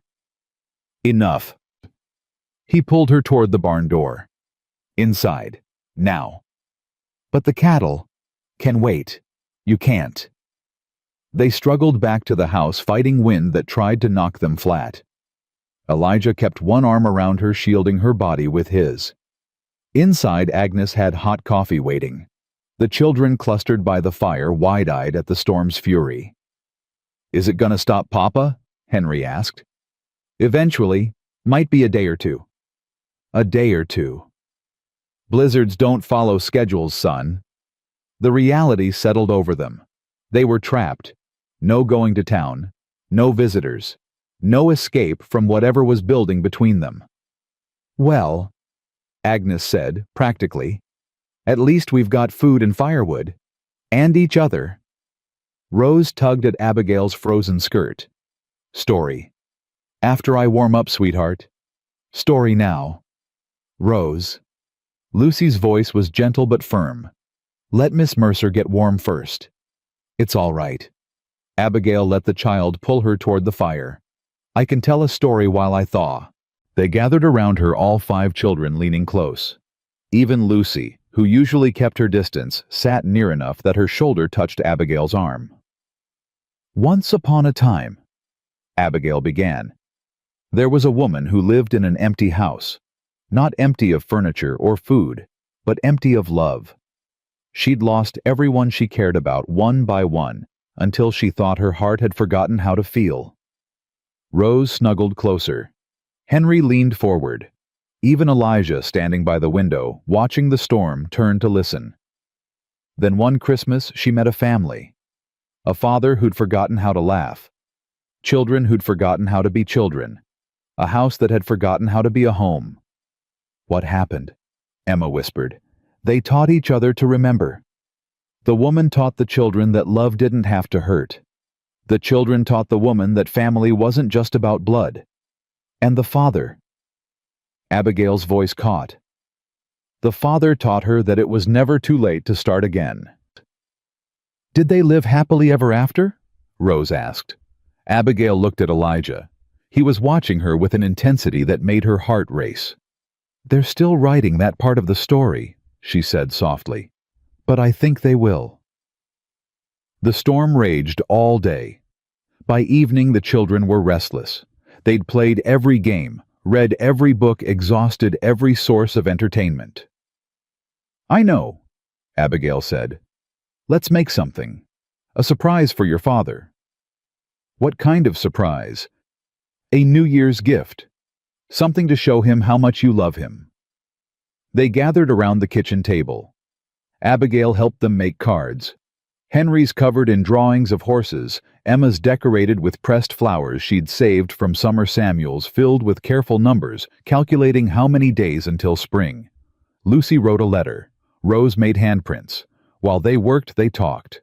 Papa used to laugh more, Lucy said quietly, before Mama died. I remember. Samuel's voice was soft. He'd throw us up in the air and catch us, make up silly songs. He carried me on his shoulders, Henry added, all the way to the creek and back. I don't remember that, Rose said sadly. You were too little. Lucy squeezed her sister's hand. But he did it for all of us. He was different then. He's still the same person, Abigail said. He just forgot for a while. Will he remember now with you here? I hope so. I hope so too. Lucy looked at her creation, a letter she'd been working on for an hour. Miss Mercer. Yes. Can I show you something? She handed Abigail the letter. Not the one for Elijah. A different one, older, the paper soft from handling. It was in a woman's handwriting. Sarah Jane's handwriting. This is the letter Mama wrote about you, Lucy whispered. I found it with the others, but this one was addressed to me. Abigail's hands trembled as she read. My darling Lucy, if you're reading this, I've gone to be with the angels. I'm sorry, sweetheart. I didn't want to leave you. But sometimes God has other plans. I need to ask you something. When your papa finds someone new, and he will, because I'm going to make sure he does, I need you to let her in. Not to replace me. No one could ever do that.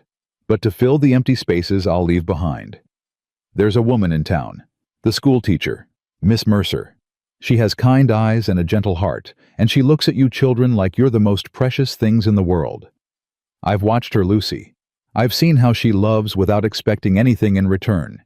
If your papa chooses her, be happy for him. Be happy for yourself. Let her love you, sweetheart. Let yourself love her back. You have so much love to give. Don't let grief steal that from you. All my love forever and always, Mama. Abigail's tears fell onto the paper. She knew, Lucy whispered. She saw you, and she knew. Lucy. I was scared before, scared that loving you meant forgetting her. But Mama's telling me it's okay. The girl's voice broke. She's telling me from heaven that it's okay. Abigail pulled her close. It is okay. It's more than okay. I love you, Miss Mercer. The words came muffled against Abigail's shoulder. I want you to be my mama, my second mama. Oh, sweetheart. Abigail held her tighter. I love you too. All of you. More than I ever thought possible. Behind them, Elijah stood frozen in the doorway. He'd heard everything. Elijah stood motionless, one hand braced against the doorframe. Lucy saw him first. She pulled back from Abigail, her cheeks flushing red. Papa, Don't. His voice came rough, thick with emotion. Don't apologize. He crossed the room in 3 strides, knelt beside them. His hands trembled as he reached for his daughter's face. She wrote to you too. Lucy nodded, unable to speak. I didn't know. I found the letters, but I thought they were all for me. His voice cracked. She wrote to you too. She wanted me to let Miss Mercer in. Lucy's tears started fresh. She wanted me to be happy, Papa. She said I had too much love to give. You do. Elijah pulled her close. God, you do. And I've been so busy drowning in my own grief that I forgot to help you carry yours. It's okay, Papa. It ain't okay. Nothing about the last 3 years has been okay. He looked at Abigail over Lucy's head. His eyes held something raw, something broken open. But maybe it can be. Maybe it finally can be. The other children had gathered close, drawn by the emotion in the room. Henry pressed against Abigail's side. Emma clutched Samuel's hand. Rose stood apart, watching with her thumb in her mouth and uncertainty in her eyes. "Come here, Rose." Elijah extended his arm. The little girl hesitated. Then she ran to him, burying her face against his chest. "I'm sorry." His voice broke completely. "I'm sorry I've been so far away. I'm sorry I couldn't be what you needed. I'm sorry, Papa." Lucy put her hand on his cheek. "Mama's letter said we should stop being sorry and start being happy." He laughed, a wet, ragged sound that was half sob. "When did you get so wise?" "I had good teachers." She looked at Abigail. Both of them. The moment stretched fragile and precious. Outside the storm howled, but inside this kitchen, something was healing. Then Henry's voice cut through. "I'm hungry." The spell broke. Everyone laughed. Real laughter, the kind that comes from release. "Of course you are." Agnes appeared from nowhere, wiping her eyes. "You're always hungry. Come on, all of you. Supper won't make itself." The evening passed in warmth. They cooked together, all of them. Elijah peeled potatoes, while Henry stirred gravy. Lucy and Emma set the table. Samuel carried firewood. Rose sat on the counter and supervised, which mostly meant sneaking bites of everything. And Abigail stood in the middle of it all, directing traffic, answering questions, bandaging the finger. Samuel cut on a knife, teaching Henry that gravy needed patience. She belonged here. She could feel it in her bones. After dinner, Elijah found her by the fire. "I want to show you something." He led her to his study. The room smelled of leather and paper, and something faintly sweet. Sarah Jane's perfume may be lingering after 3 years. On his desk sat a wooden box worn smooth with handling. "The letters," he said. "All of them." Abigail's breath caught. "You don't have to." "I want to." He opened the box, revealing a stack of papers in familiar handwriting. Sarah Jane wrote one for each of them, for each child, for Agnes, for her brother. His jaw tightened at that. "And for me." 12 letters in all. Everything she wanted to say before she couldn't say anything anymore. "When did you find them?" "The day after she died. She'd hidden them under our mattress. Told Agnes where they were in case—" He stopped, swallowed. "In case I wasn't strong enough to look." "Have you read them all?" "Every one, hundreds of times." He lifted the top letter. "This is the one about you." Abigail's hands shook as she took it. "My dearest Elijah, I know you're angry at me for writing these. I know you think we'll have more time. But the fever is getting worse, and I need to say what I might not get to say in person. There's a woman in town, the school teacher, Miss Mercer. I've watched her for months now, ever since Lucy started school. She has a gift, Elijah, not just for teaching, but for loving. She loves those children like they're her own, every single one of them. And she's alone. So completely alone that it breaks my heart. When you're ready, and please, my love, let yourself be ready, look to her. Not because she's pretty, though she is. Not because she's kind, though she is that too. But because she understands loss. She knows what it means to keep going when your heart is broken. She won't try to replace me. She'll build something new with you instead. I've seen how you look at the future, Elijah. Like it's a punishment you have to endure. But life isn't a punishment. It's a gift. Even the hard parts. Let her in. Let yourself be happy. And know that wherever I am, I'm cheering for you both. All my love. Until we meet again. Sarah Jane. Abigail's tears fell onto the paper. She saw me, she whispered. We never spoke more than a few words, and she saw me. She saw everyone. Elijah's voice was raw. It was her gift, looking through people's walls to the truth underneath. She must have been extraordinary. She was, but... He stopped. His hand found hers. She's gone, Abigail, and you're here. And I think that's exactly what she wanted. Elijah. Don't say anything yet. I'm still going to ask you proper tomorrow, but I needed you to know. Needed you to understand that this isn't just about me being lonely or the children needing a mother. Sarah Jane chose you. Before she died, she looked at every woman in this town and chose you. That's a lot to live up to. You already have.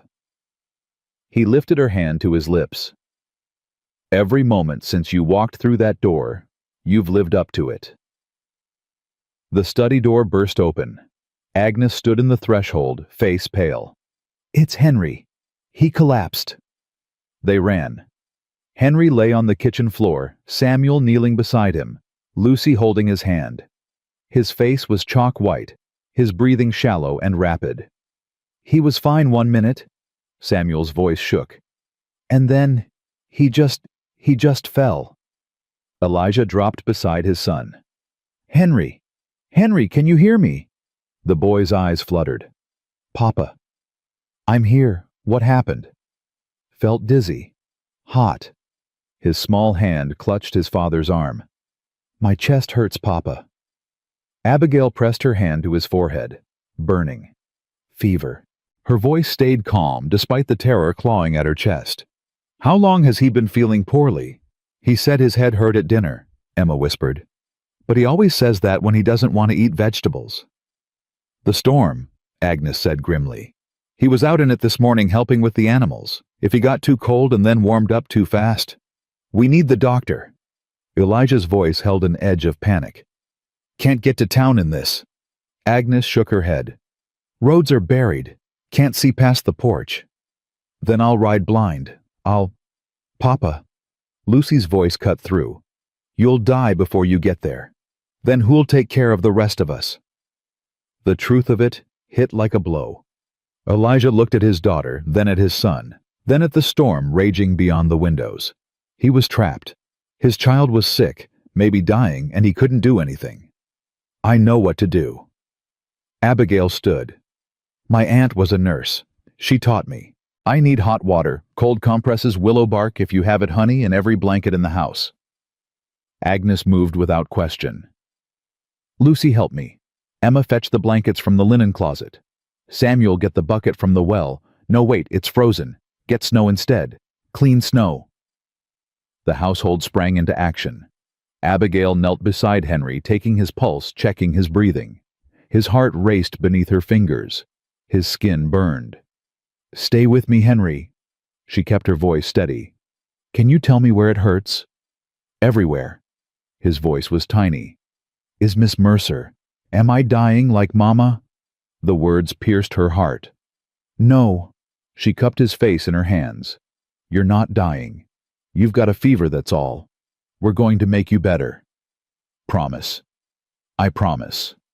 She shouldn't have promised. She knew that. But looking at his terrified face, at Elijah's haunted eyes, at the other children standing frozen with fear, she couldn't do anything else. The next hours blurred together. Abigail worked with fierce concentration, drawing on everything Aunt Ruth had taught her. She bathed Henry's forehead with cool cloths. She brewed willow bark tea and coaxed him to swallow it drop by drop. She wrapped him in blankets when he shivered, unwrapped him when the fever spiked. Elijah stayed beside her, following her instructions without question. Hold his hand. Keep talking to him. Don't let him slip away. What do I say? Anything. Tell him about the horses. Tell him about summer. Tell him you love him. So Elijah talked. He told Henry about the foal that Abigail had saved, about how they'd name it together when spring came. He told him about the fishing they'd do when the creek thawed. He told him about his mother, about how she used to sing him to sleep, about how proud she would be of the boy he was becoming. And through it all, Abigail worked. The fever peaked near midnight. Henry's breathing went ragged. His body shook with chills. His eyes rolled back, showing only white. No. Elijah's voice cracked. No, not him. Please God, not him too. Abigail moved faster. More cold cloths. More willow bark. She stripped off the blankets, ignored the boy's shivering, focused on bringing the fever down before it burned his brain. Come on, Henry.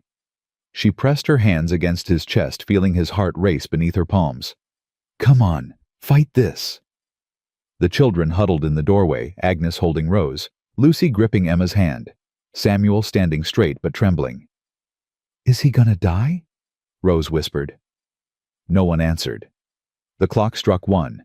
Henry convulsed once, twice, 3 times. Then he went still. No! Elijah lunged forward. Henry.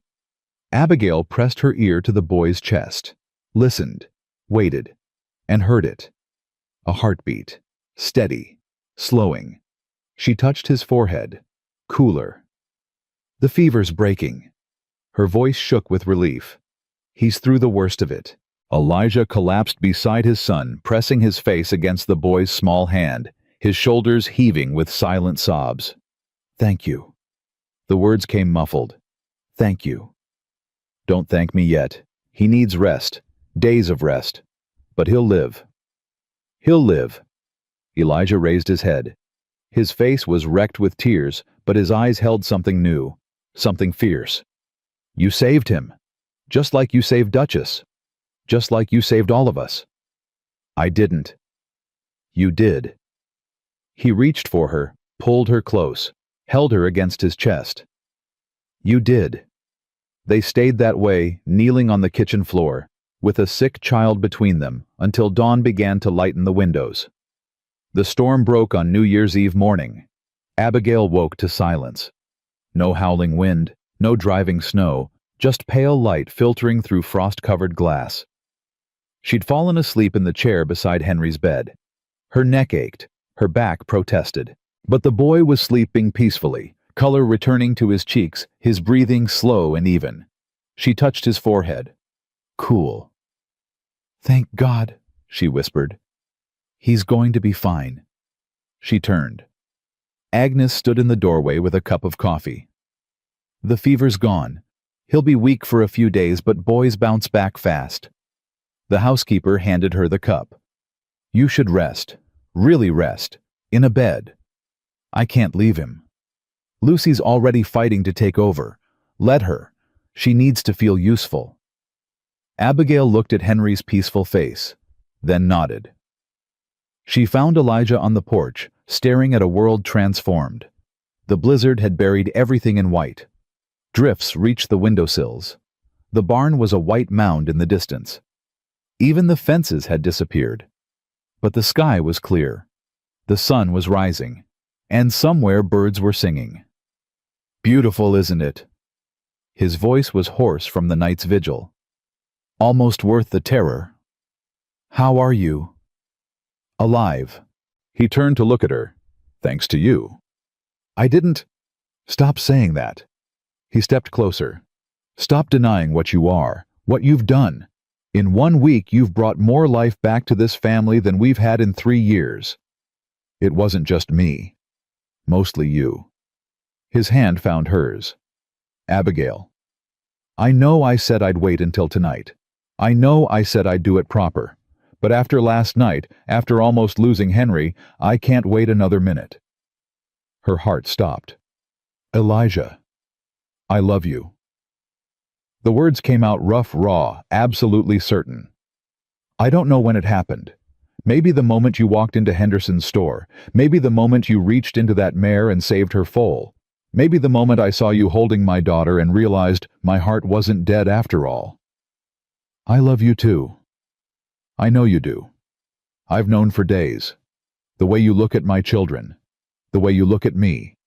The way you've thrown yourself into this family like you've always belonged here. I feel like I have. Because you do. He took her other hand.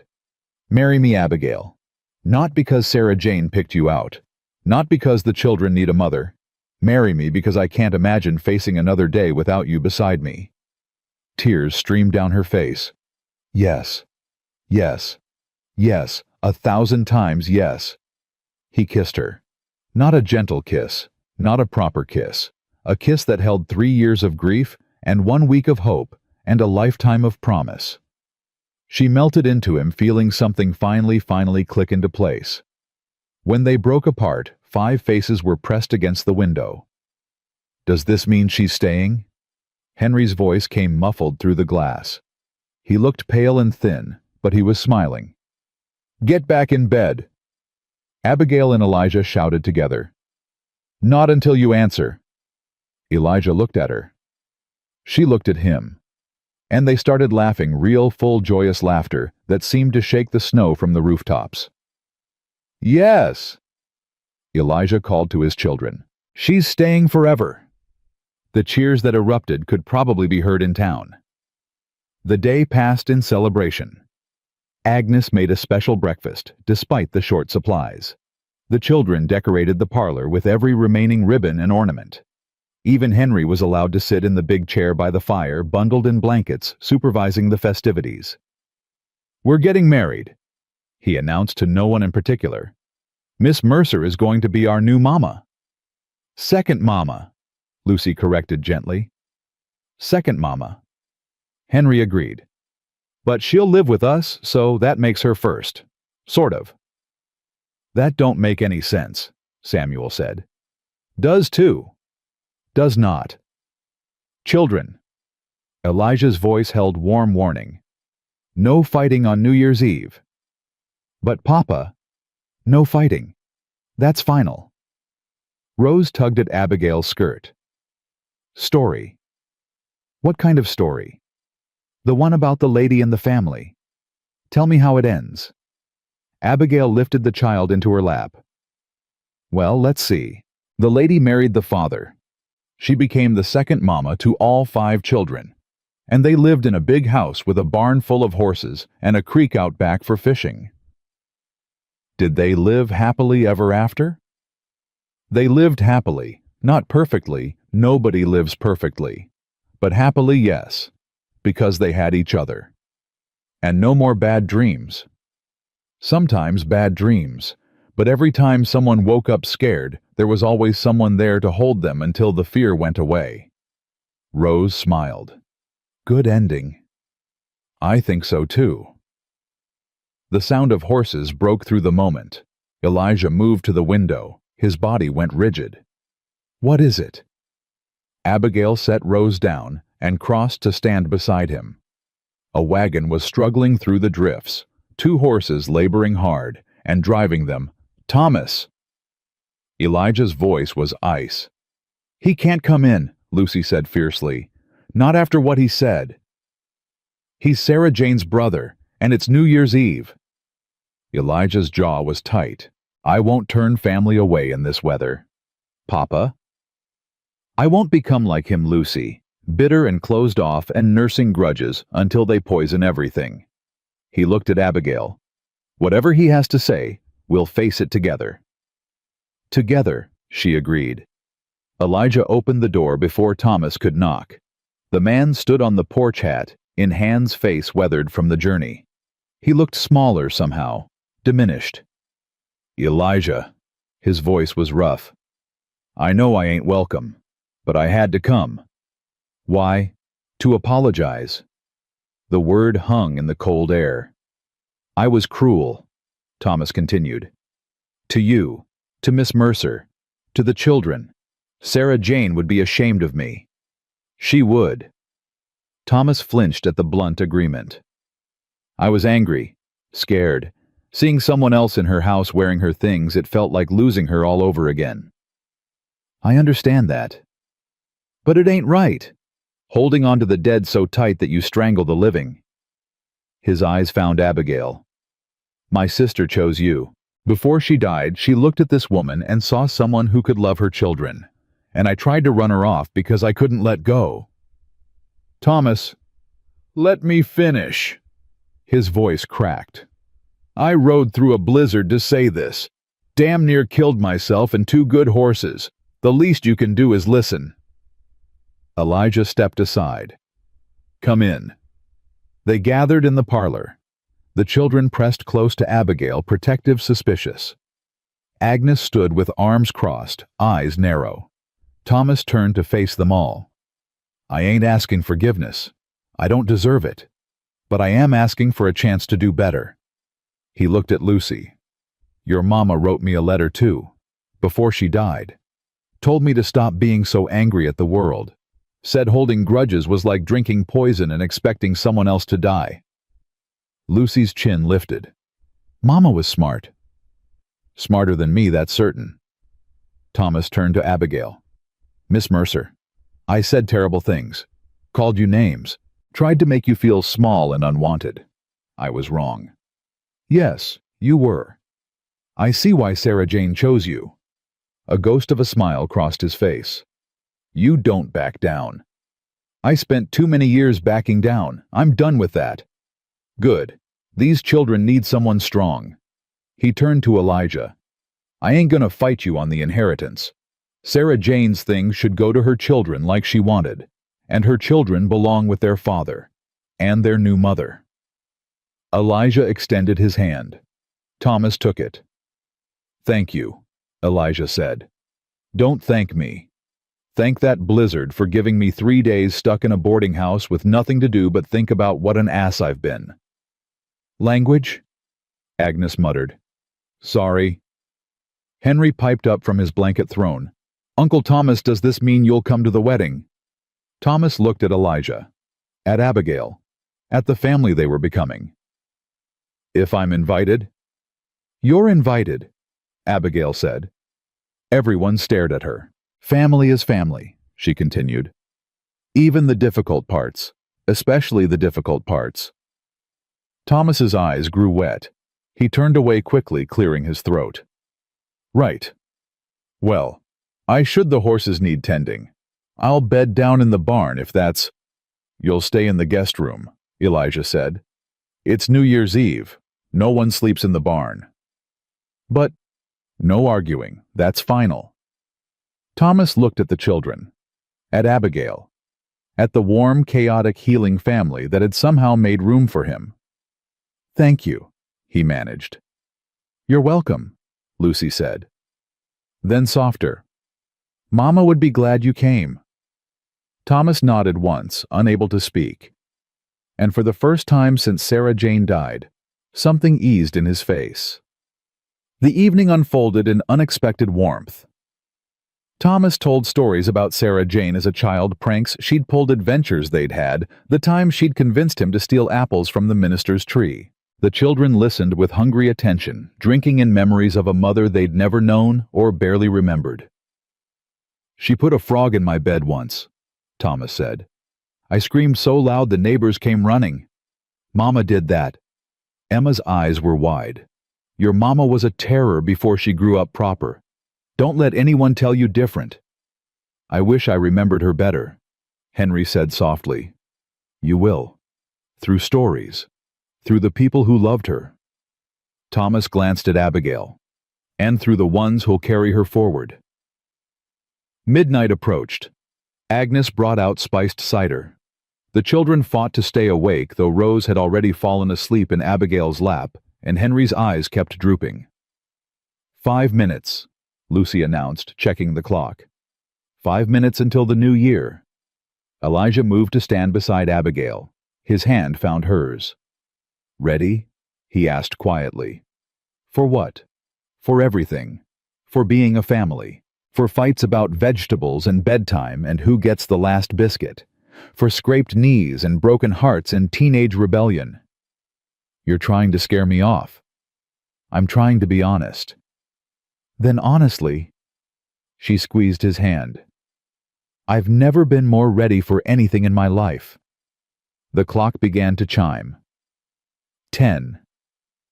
The children counted. 9. 8. Thomas raised his cup. Agnes wiped her eyes. The fire crackled warm and bright. 7, 6, 5. Elijah turned to face Abigail fully. In his eyes, she saw everything: grief and hope, fear and faith, the man he'd been and the man he was becoming. 4. 3, 2. "Happy New Year, Abigail," he whispered. "Happy New Year, Elijah." 1. He kissed her as the clock finished striking. The children cheered. Agnes laughed. Even Thomas managed to smile. And outside, the first light of a new year broke over a world washed clean with snow. The first week of the new year passed in a blur of preparations. Word spread through Copper Creek like wildfire. The schoolteacher was marrying the Callahan widower. The spinster had found her family. The lonely man had finally opened his heart. Some whispered scandal, some whispered blessing. Most just whispered. Harriet Cole was notably silent. She tried to visit yesterday. Agnes reported returning from town with supplies. "Came by Henderson's while I was there. Wanted to know if the rumors were true." "What did you tell her?" Abigail asked. "Told her to mind her own business and read her Bible more, specifically the parts about casting stones." Elijah laughed a real laugh, full and warm. He'd been laughing more these past days, smiling more, touching more.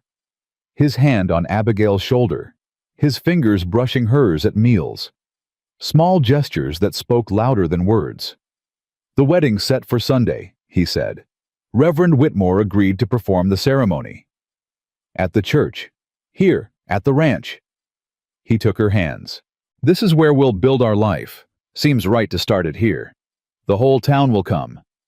Let them see what family looks like." The children threw themselves into preparations with chaotic enthusiasm. Lucy appointed herself coordinator, making lists and assigning tasks with the intensity of a general planning battle. Samuel handled logistics, calculating how many chairs they'd need, how much food would feed, how many guests. Emma gathered wildflowers despite the cold, determined to make a bouquet almost as pretty as Miss Mercer. Henry, still recovering but restless, supervised from his chair. "The ribbons should be blue," he announced. "Blue's Miss Mercer's favorite color." "How do you know that?" Lucy asked. "I asked." "That's how you find out things, Lucy, by asking." "When did you ask?" "When she was taking care of me. I asked lots of things. She likes blue, she likes horses. She used to have a cat named Whiskers, and her favorite food is apple pie."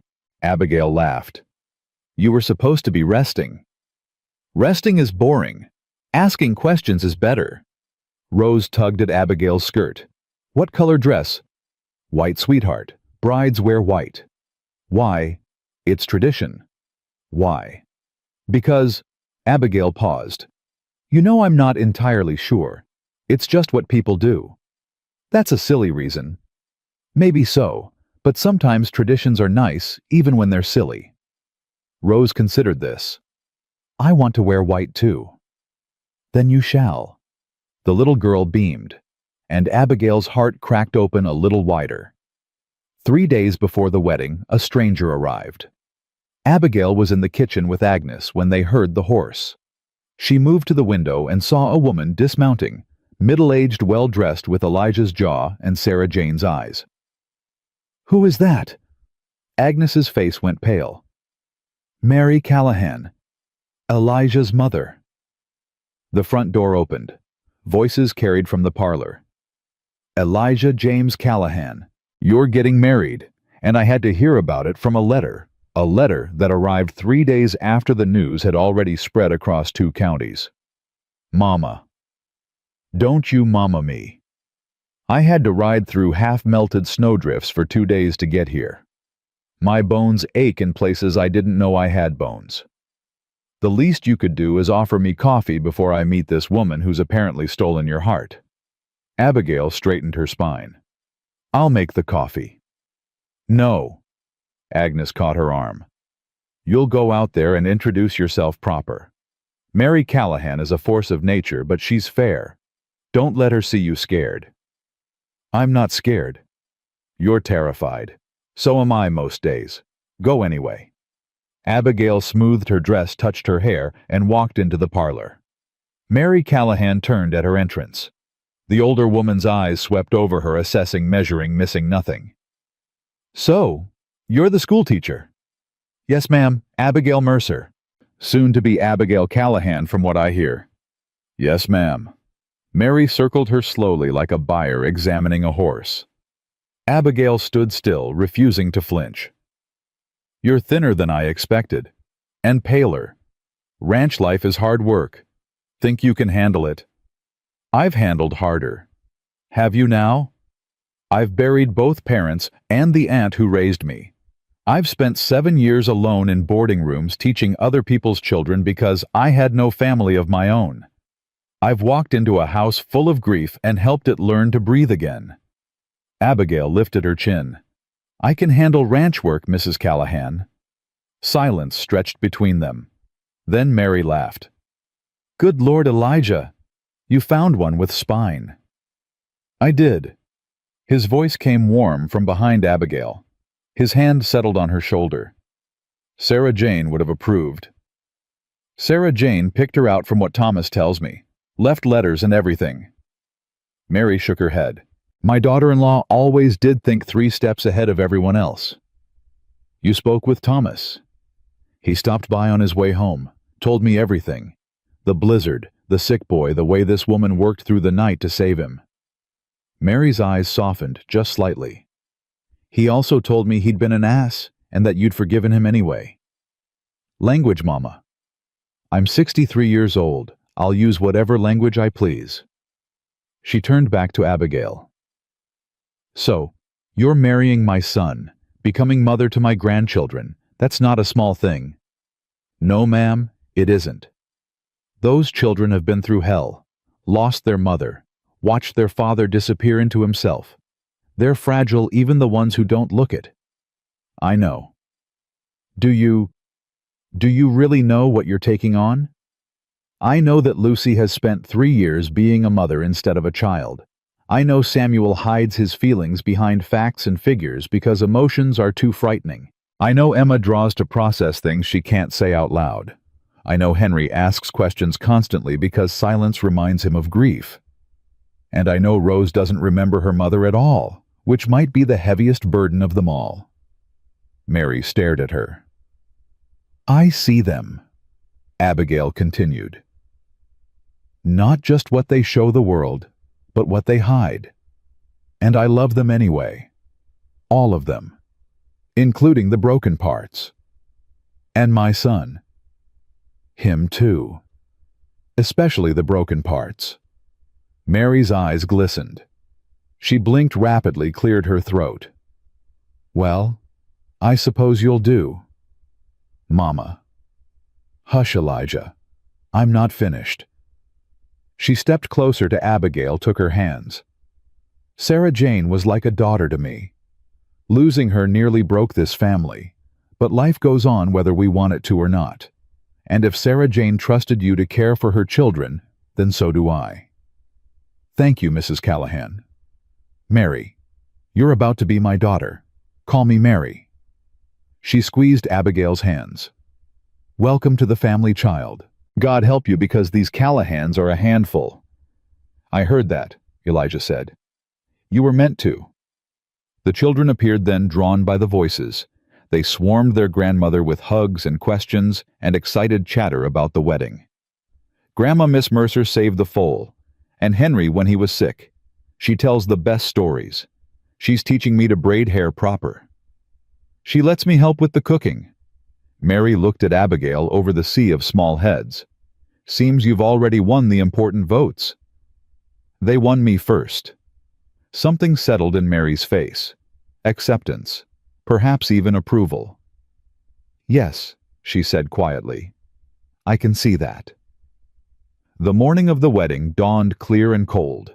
Abigail woke to someone shaking her shoulder. Lucy stood beside the bed, eyes bright with excitement. It's time. Everyone's already downstairs. Agnes made breakfast, but she says you're not allowed to see Papa until the ceremony. That's tradition. Is it a silly tradition? Abigail laughed. Probably. But let's follow it anyway. She dressed with trembling hands. The white dress had been Sarah Jane's. Mary had brought it, pressing it into Abigail's hands the day before. She would want you to wear it. She would want her family's joy to continue. Abigail had cried. Mary had cried. They'd held each other in the kitchen while Agnes pretended not to notice. Now wearing the dress that had made Sarah Jane a bride, Abigail felt the weight of what she was stepping into. A knock at the door. "Come in." Thomas entered looking uncomfortable in his Sunday suit. Agnes sent me. Said someone should walk you down. Since you don't have—" He stopped, clearly fumbling. "Since I don't have a father—" "Yeah." Abigail considered this man who'd called her names a week ago, who'd ridden through a blizzard to apologize, who was now offering to stand in for the family she'd lost. "I'd be honored, Thomas." He exhaled. "Good. That's good. I was worried you'd say no. We're family now. Family doesn't say no to each other." His eyes went wet. He turned away quickly, clearing his throat. "Right. Well, they're waiting." The parlor had been transformed. Chairs lined both sides of the room, filled with neighbors and townsfolk who'd come to witness the impossible, a broken family healing a lonely woman finding home. Agnes stood by the kitchen door wiping her eyes. Mary sat in the front row, Rose in her lap. The other children stood beside their father, scrubbed and combed and practically vibrating with excitement. And Elijah. Elijah stood at the front of the room wearing his best suit, his hair combed back, his eyes fixed on the doorway. When he saw her, his face transformed. Not just happiness, something deeper, something that looked like a man finally believing he deserved good things. Thomas walked her down the makeshift aisle, placed her hand in Elijah's, stepped back. "Dearly beloved," Reverend Whitmore began, but Abigail barely heard him. She was drowning in Elijah's eyes, in the warmth of his hands holding hers, in the reality of this moment she'd stopped believing she'd ever have. "Do you, Elijah James Callahan, take this woman to be your wife?" "I do." "Do you, Abigail Ruth Mercer, take this man to be your husband?" "I do." "Then by the power vested in me, I now pronounce you man and wife." The Reverend smiled. "You may kiss the bride." Elijah cupped her face in his hands. "I love you," he whispered. "I love you too." He kissed her. The children cheered, the guests applauded. Somewhere Agnes sobbed openly. But Abigail heard none of it. She was lost in this kiss, in this man, in this new life that was finally beginning. When they broke apart, Henry's voice cut through. "Does this mean I can call you Mama now?" Abigail laughed through tears. "Yes, sweetheart. You can call me Mama now. Mama Abigail." He tested the words. "Mama Abigail. I like it." "Mama Abby," Rose corrected. "Easier." "Mama Abby," Emma agreed. "Mama Abby it is," Samuel said, trying to sound dignified and failing completely. Lucy hung back as always, watching. Abigail crossed to her. "What about you?" The girl's eyes were bright with unshed tears. "I already have a mama." "I know. And she'll always be your first mama. I'm not trying to replace her." "I know," Lucy's voice cracked. "But I think I could have room for two, if you want me to." Abigail pulled her into a fierce embrace. "I want nothing more."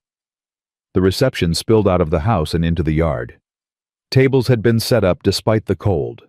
Food covered every surface, contributions from neighbors who'd doubted and gossiped and whispered, but who still showed up with casseroles and pies, because that's what communities did.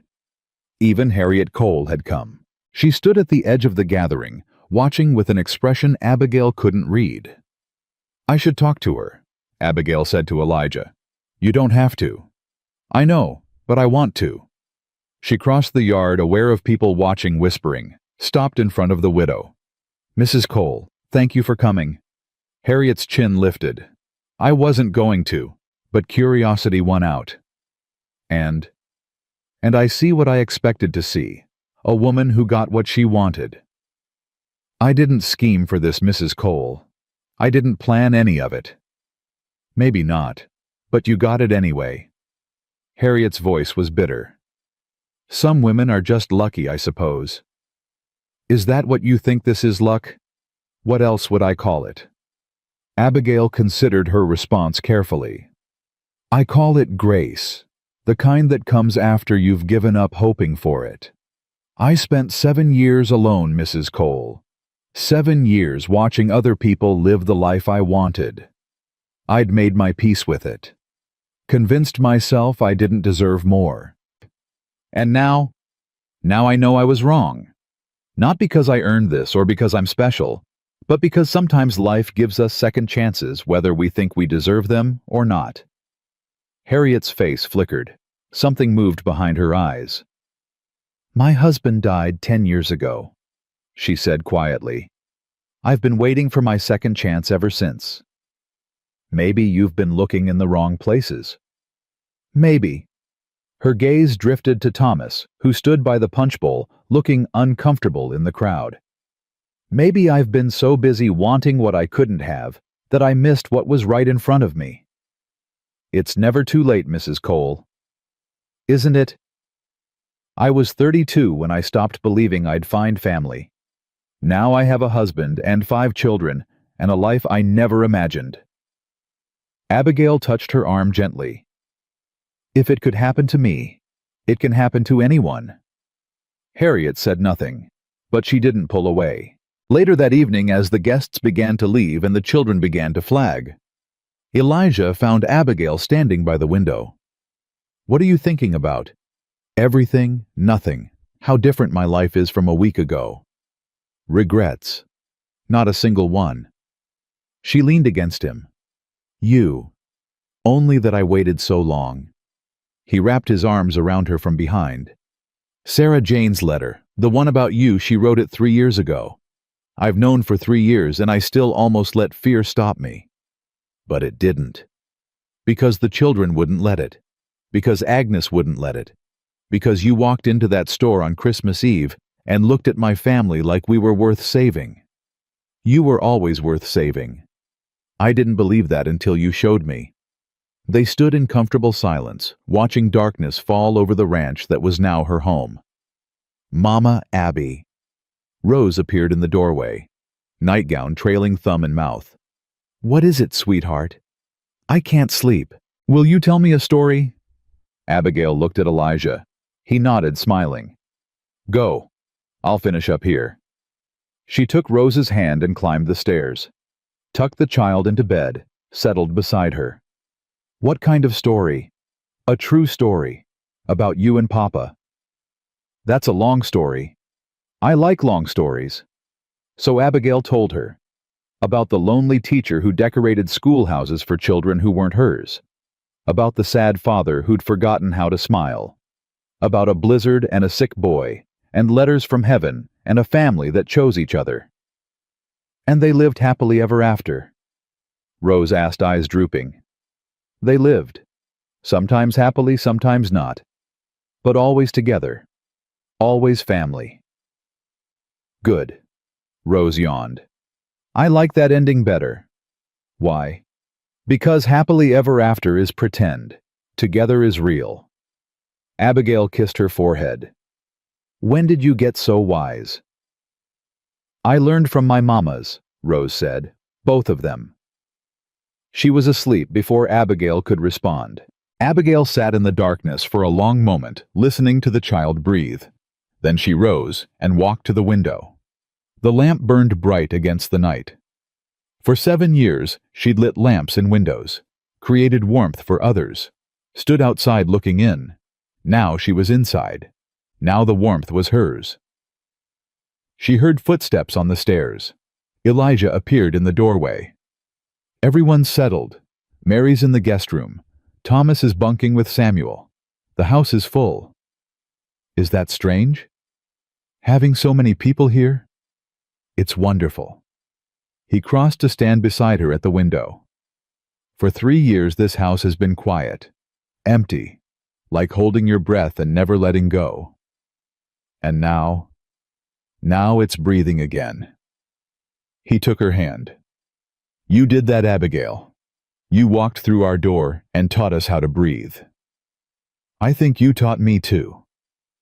They stood together looking out at the land that would be their children's inheritance. The ranch that had survived drought and blizzard and grief and would survive whatever came next. "We should sleep," Elijah said finally.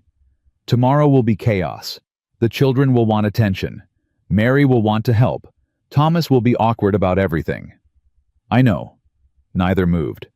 "Abigail." "Yes." "Thank you." "For what?" "For saying yes. For staying. For loving us when we didn't know how to love ourselves." She turned to face him. In the lamplight, his face held no shadows. Just warmth. Just hope. Just love.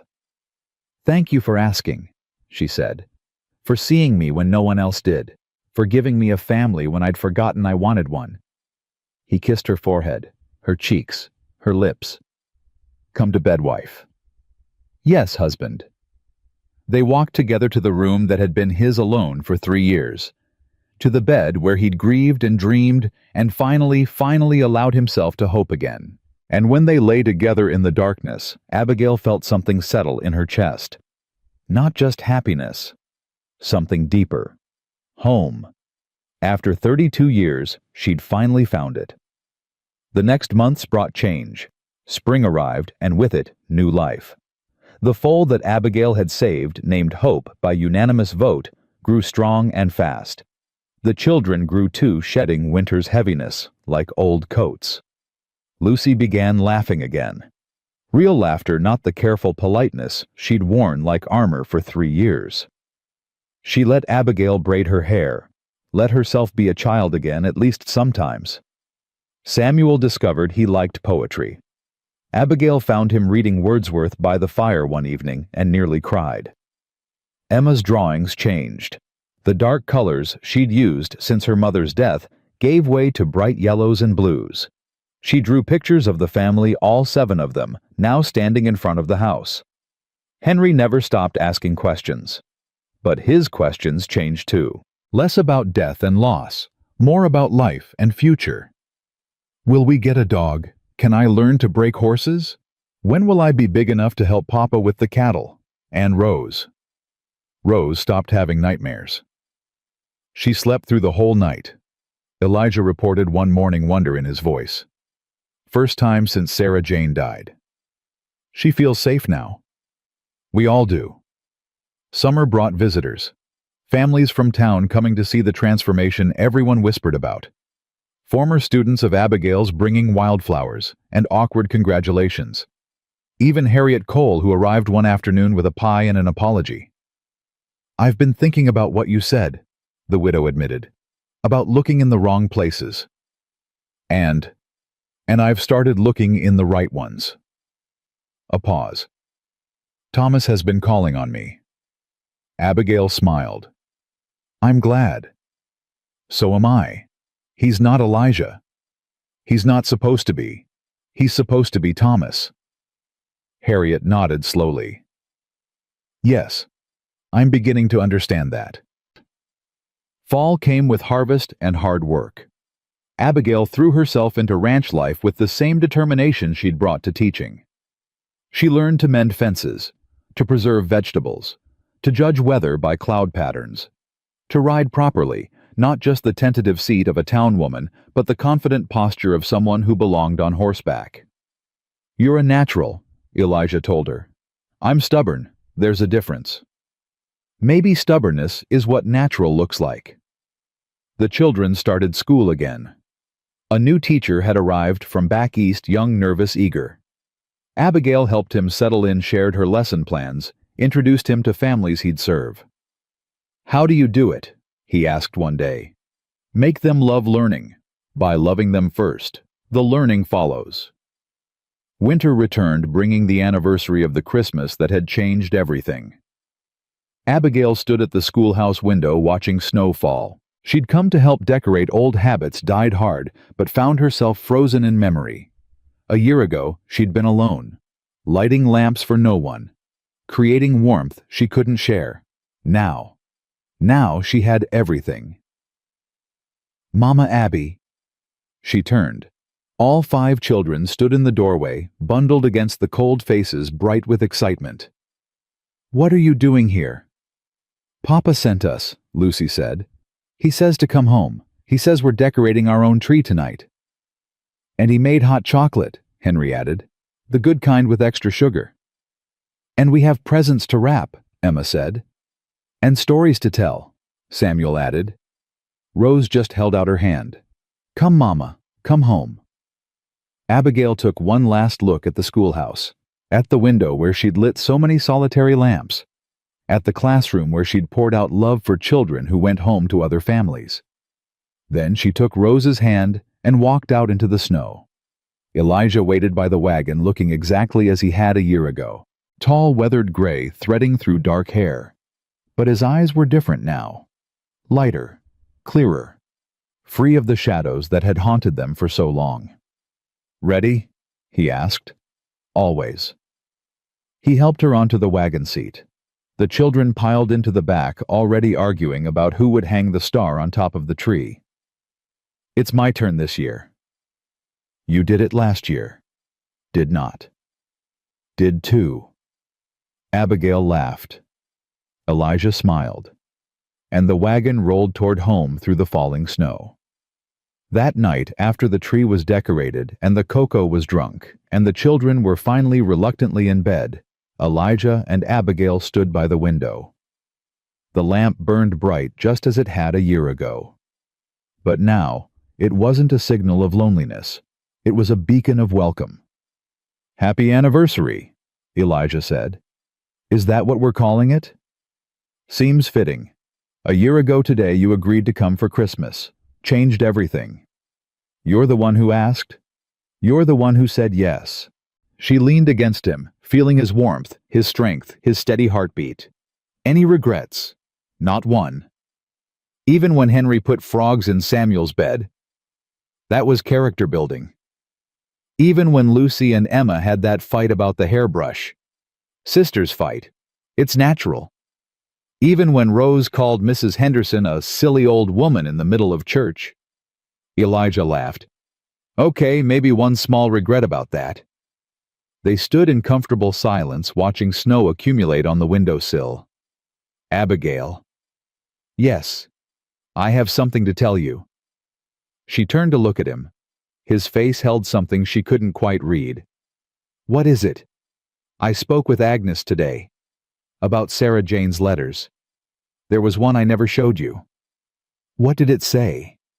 Elijah reached into his pocket, pulled out a folded paper soft with age. She wrote it the day before she died, addressed to the woman I'd someday love. He handed it to her. I think you should read it. Abigail's hands trembled as she unfolded the letter. To the woman my husband will love. I don't know your name. I don't know your face. But I know you're out there somewhere, and I know Elijah will find you when he's ready. I want you to know something. I'm not jealous. I'm not angry. I'm grateful. Grateful that my children will have someone to love them when I can't. Grateful that my husband will find joy again after I'm gone. Grateful that life goes on even when it breaks our hearts. Take care of them for me. Love them the way I would have. Let them know that the first mother never forgets even from heaven. And don't be afraid of my memory. I'm not a rival to be defeated. I'm a foundation to be built upon. Everything you give them, you're building on top of the love I started. That makes us partners, you and I. Partners in loving the same beautiful, complicated, impossible family.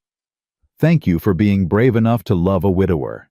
Thank you for being strong enough to mother children who aren't yours by blood. Thank you for being everything I prayed you would be. Take care of my heart. They're carrying it for me. With love and gratitude, Sarah Jane Callahan. Abigail couldn't see through her tears. She knew, she whispered. She knew, and she blessed it anyway. She always knew. Elijah's voice was rough. She knew me better than I knew myself. I wish I could have met her. You have, through the children, through their kindness and their courage and their capacity to love even after everything they've lost. He took her hands. Sarah Jane lives in them, and now she lives in you too, in the way you carry her legacy forward.